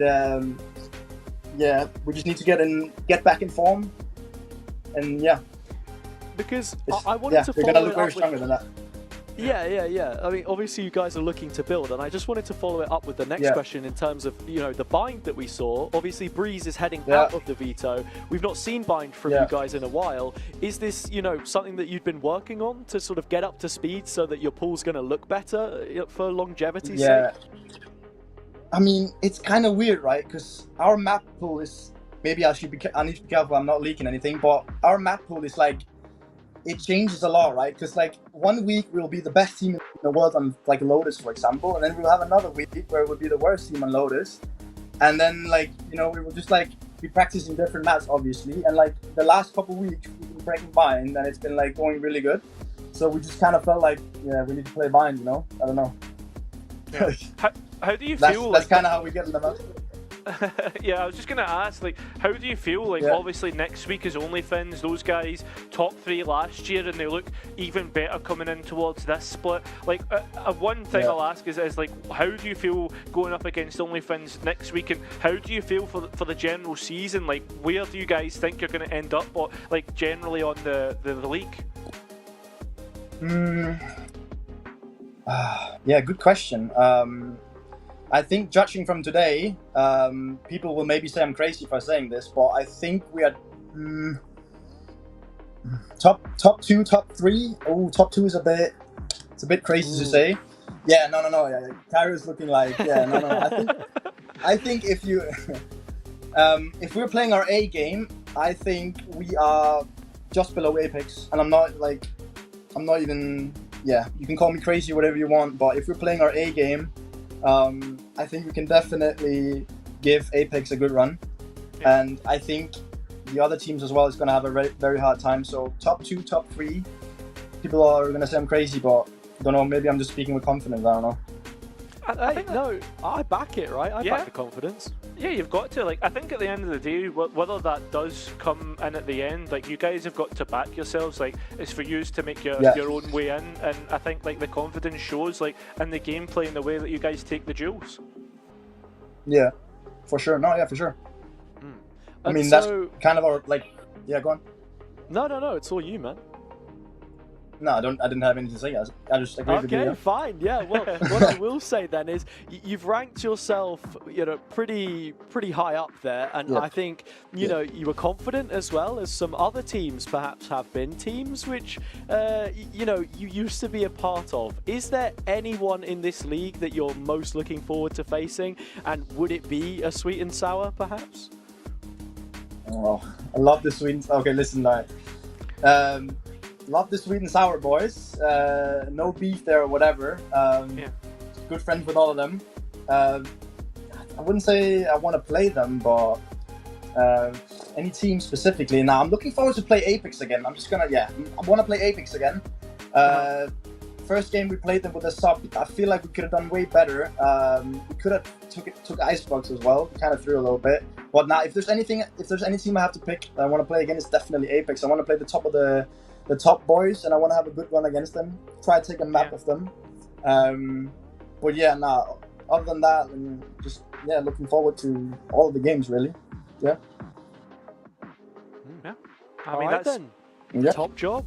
Yeah, Anakara, you any other closing questions? Nah, man, it's just good to have you. I just remember like when we did the beacon stuff like last time. It was the same chill vibe. You were on your phone, like. It's just good to have you in the league, man. Thank you. No, it's a pleasure to be here. Yeah, thank you. Yeah, well, congratulations on the first win. You finally got your chance. You proved what you're capable of, and we can only hope that success story will continue. So, Soren, enjoy the rest of your evening, and again, congrats on the win. Thank you. Thank you very much. All right, take care, boys. Bye-bye. Thank you so much. All right, there we go. You heard from the man himself, and look, the highlight package here as well will show off what kind of impact he had on this series, on this last map, more importantly. Yeah, it's just such a nice, like, kind of round circle moment, I think, I think the first time I had ever get to work in Northern Europe officially was that beacon split, which Soren actually qualified into for the first time, and like there was the same chill interview in the second split, so it was a nice round circle moment, and it was good to see him in the server, like a lot of impact, and you can see that, like, again, he's a real vocal player within this team. Yeah, it's something which I think, you look at the teams that we have here and you see his move from Sweet and Sour, or the Sweet and Sour team that we have now, and the Requiem roster that we have, and it kind of makes sense because he left a team which was already very vocal, and a player like Tempo comes in and sort of quiets it down, calms it, gives it that sort of level that it needs. Whereas I feel like Requiem, you've not really got very many shouty types. I wouldn't say that, any of the other names there, like Yanto, for example, are that. So it's the little bit of spice that they needed. And again, not to just be stoking the flames or anything, but I am really looking forward to that match between those two teams, because I feel like it's not necessarily going to be evenly matched. Sweet and Sour do have the experience now of having played a split and had consistent matchups against Apex, which is another thing. This is a team which Soren said want to be playing against the best the league has to offer. It's not just, I want the grudge batch against my mates, I want my bully Jaff Classico for the 10th time. I want to, be testing myself and really improving on that week-to-week basis. Yeah, and it's exactly like we said, like they didn't actually get to test the full roster. Yanto didn't get to test himself against Moses, IGL, and feel that pressure. I think as well, like you can see the confidence that they have as a roster, as we were saying in the interview. Soren thinks top 3, top 2, and I don't think that's too far out of reach with the ability that they have on the team. Sure, maybe they need like the support staff or to refine themselves a little bit. I know they've been out of touch in terms of prac, but all in all, I think there's a really high ceiling for them to try and go and reach. Yeah, look, the potential is there and everybody sees it. It's now coming into those fixtures that we've got for the next 3 weeks. It's OnlyFins, Apina Orchestra, and then NXT. I think, OnlyFins, the first one, may be a little bit of a struggle for them, but if Metasport can take a map off them and, it's anything like what we saw last week, they have every chance. And then into the Apina and NXT games, again, I think all 3 of those are really close. These are the names that you've got to beat if you want to be in top 4, if you want to be that, top 2, top 3 team, which Soren says that they can be. On the opposite side for Metasport, because I think we've got to talk about them a little bit here as well to close the show. They also have some of the similar names. They've got Apina, then Formulation, then NXT. So all teams which have been in the league, up until this point. Yeah, and I think like the middle one, Formulation Gaming, is a real decider as to where Metasport are, because if they fail to win that one out, I think that's 3 out of what was in the Eclipse tournament that came into this league, which you failed to win. Like, you know what I mean? Or that's 2 of the games that you failed to win. So therefore, you will automatically, in your head, if you match it up in that aspect, you're going to be in the relegation scrap, right? And fair enough, we've said it so many times, and we can see the qualities in which they have, that they can easily go and like bounce back up into league, which I fully expect them to do. But as for Metasport, we really need to see more for them. And it's not me saying it from a bad place or anything. I genuinely want Metasport to thrive in this league. I just think it's just looking at it with a realistic outlook. Yeah, it's the same as me. Look, when we did the tier list together, the power rankings, whatever you want to call it, I said that this is a team which is going to learn a lot by being in challenges this year. And I think as well, look, they're already starting to learn some of those lessons in how they play. You're seeing stylistically what the approach is from the coaches as well, and the timeouts, how they take them, that they don't really shift the game plan much, that they just drill in the ideas and they stick to what it is. It's just the execution again, which has been lacking a little bit at times. They have the individuals, that's, you know, not out of the question entirely, right? Like, you know, they have the capability to be here. They've just got to earn it, and there are names that they have to face, which are the ones that you have to beat if you want to stay in the league, which, you know, teams last time out, like Apina, had to test themselves through to make sure that they were in a position of contention. And you even look at the game that Apina played the other day against Apex. They get close, but they don't quite get the result. And yeah, again, it's such... You're like, you can play and beat anyone in this league, but it's actually getting points on the board, which I think is the hardest part, because there are so many teams that will get close against one another, but it's that extra little bit of quality which will pull you over the line, and that's something which I think Requiem have a lot of, and why I see them to do so well this year. 100%. And I think, again, like being when you debut in your tier 2 season, it's always going to be those learning experience, how you bounce back from it, how you build your career forward, right? Because again, as we've said it so many times before, these guys are all young. These guys all have the chance and a real future ahead of them, and that's what we want. We want to see them bounce back and be towards the higher echelons of tier 2 in a year, in 2 years. Yeah, exactly. And look, all of these guys deserve the support. If you're not following any of the players on socials, go ahead and, you know, keep up to date with them. I'll just quietly forget what Waken was tweeting the other day about, you know, his pursuit for a girlfriend, and maybe, you know, but you're worried about the wrong love affair, the one with the game, you know, in love with the game, the one that matters. But yeah, look, right, like, go ahead and support all the lads. Support the stream as well. I think we have the lower third for it. You know what everything is, right? It's ValLeague_NE on Twitter, Valorant League_NE here on Twitch. And that's where we're going to be returning back to, right? Tomorrow. We have more games coming up, Cairo, and some pretty exciting ones at that. Yeah, and Hazza, I'm not even just excited for the games, I'm excited for the whole broadcast. A few surprises on the analyst desk as well, which I imagine will be able to get announced tomorrow. But NXT, SNS is a real big matchup, right? Because last split that we felt as if this was the one that decided whether Sweet and Sour were the real deal, or if they were like the kind of a false prophet, you know? And I think by this point we can see they are the real deal, but it's all about the consistency. Are they going to be able to keep up this form? I think they won't be able to get this monkey off the back until they're guaranteed to get playoffs again, because this question after their end to split 1 will always be proposed to them if they can't find the answer. Yeah, the second game that we have tomorrow for you as well, of course, is OnlyFins versus Formulation Gaming. As I said at the start of the day, both have made changes to their duelist slot. Limper has left OnlyFins. They've brought in Ale. It's 4 Finns and a Swede now. And Formulation, well, they brought in a Swede of their own as well. It's Demiurge, which they've picked up from the old Metasport team. And to me, I see both of these really as being upgrades. And honestly, Formulation didn't have much time coming out of Eclipse, didn't look great, honestly. They got through skin of their teeth. Here they are. What changes have they made in the time that they've had available to them? It was, you know, not an easy one against NXT the other week, and we'll have to see how they fare in that opening game as well, which, as I said, you know, you said, really looking forward to that one, especially because I think NXT we had in our heads to be, you know, one of those top 3 teams, of which the list carries on, and Requiem adding themselves to that list through Soren today in the post-match interview. They get this win. It's another 2-0 for them. With that being said, that is all of today's action done, Cairo. Any final thoughts before we set sail on another match today? Just make sure to tune in tomorrow.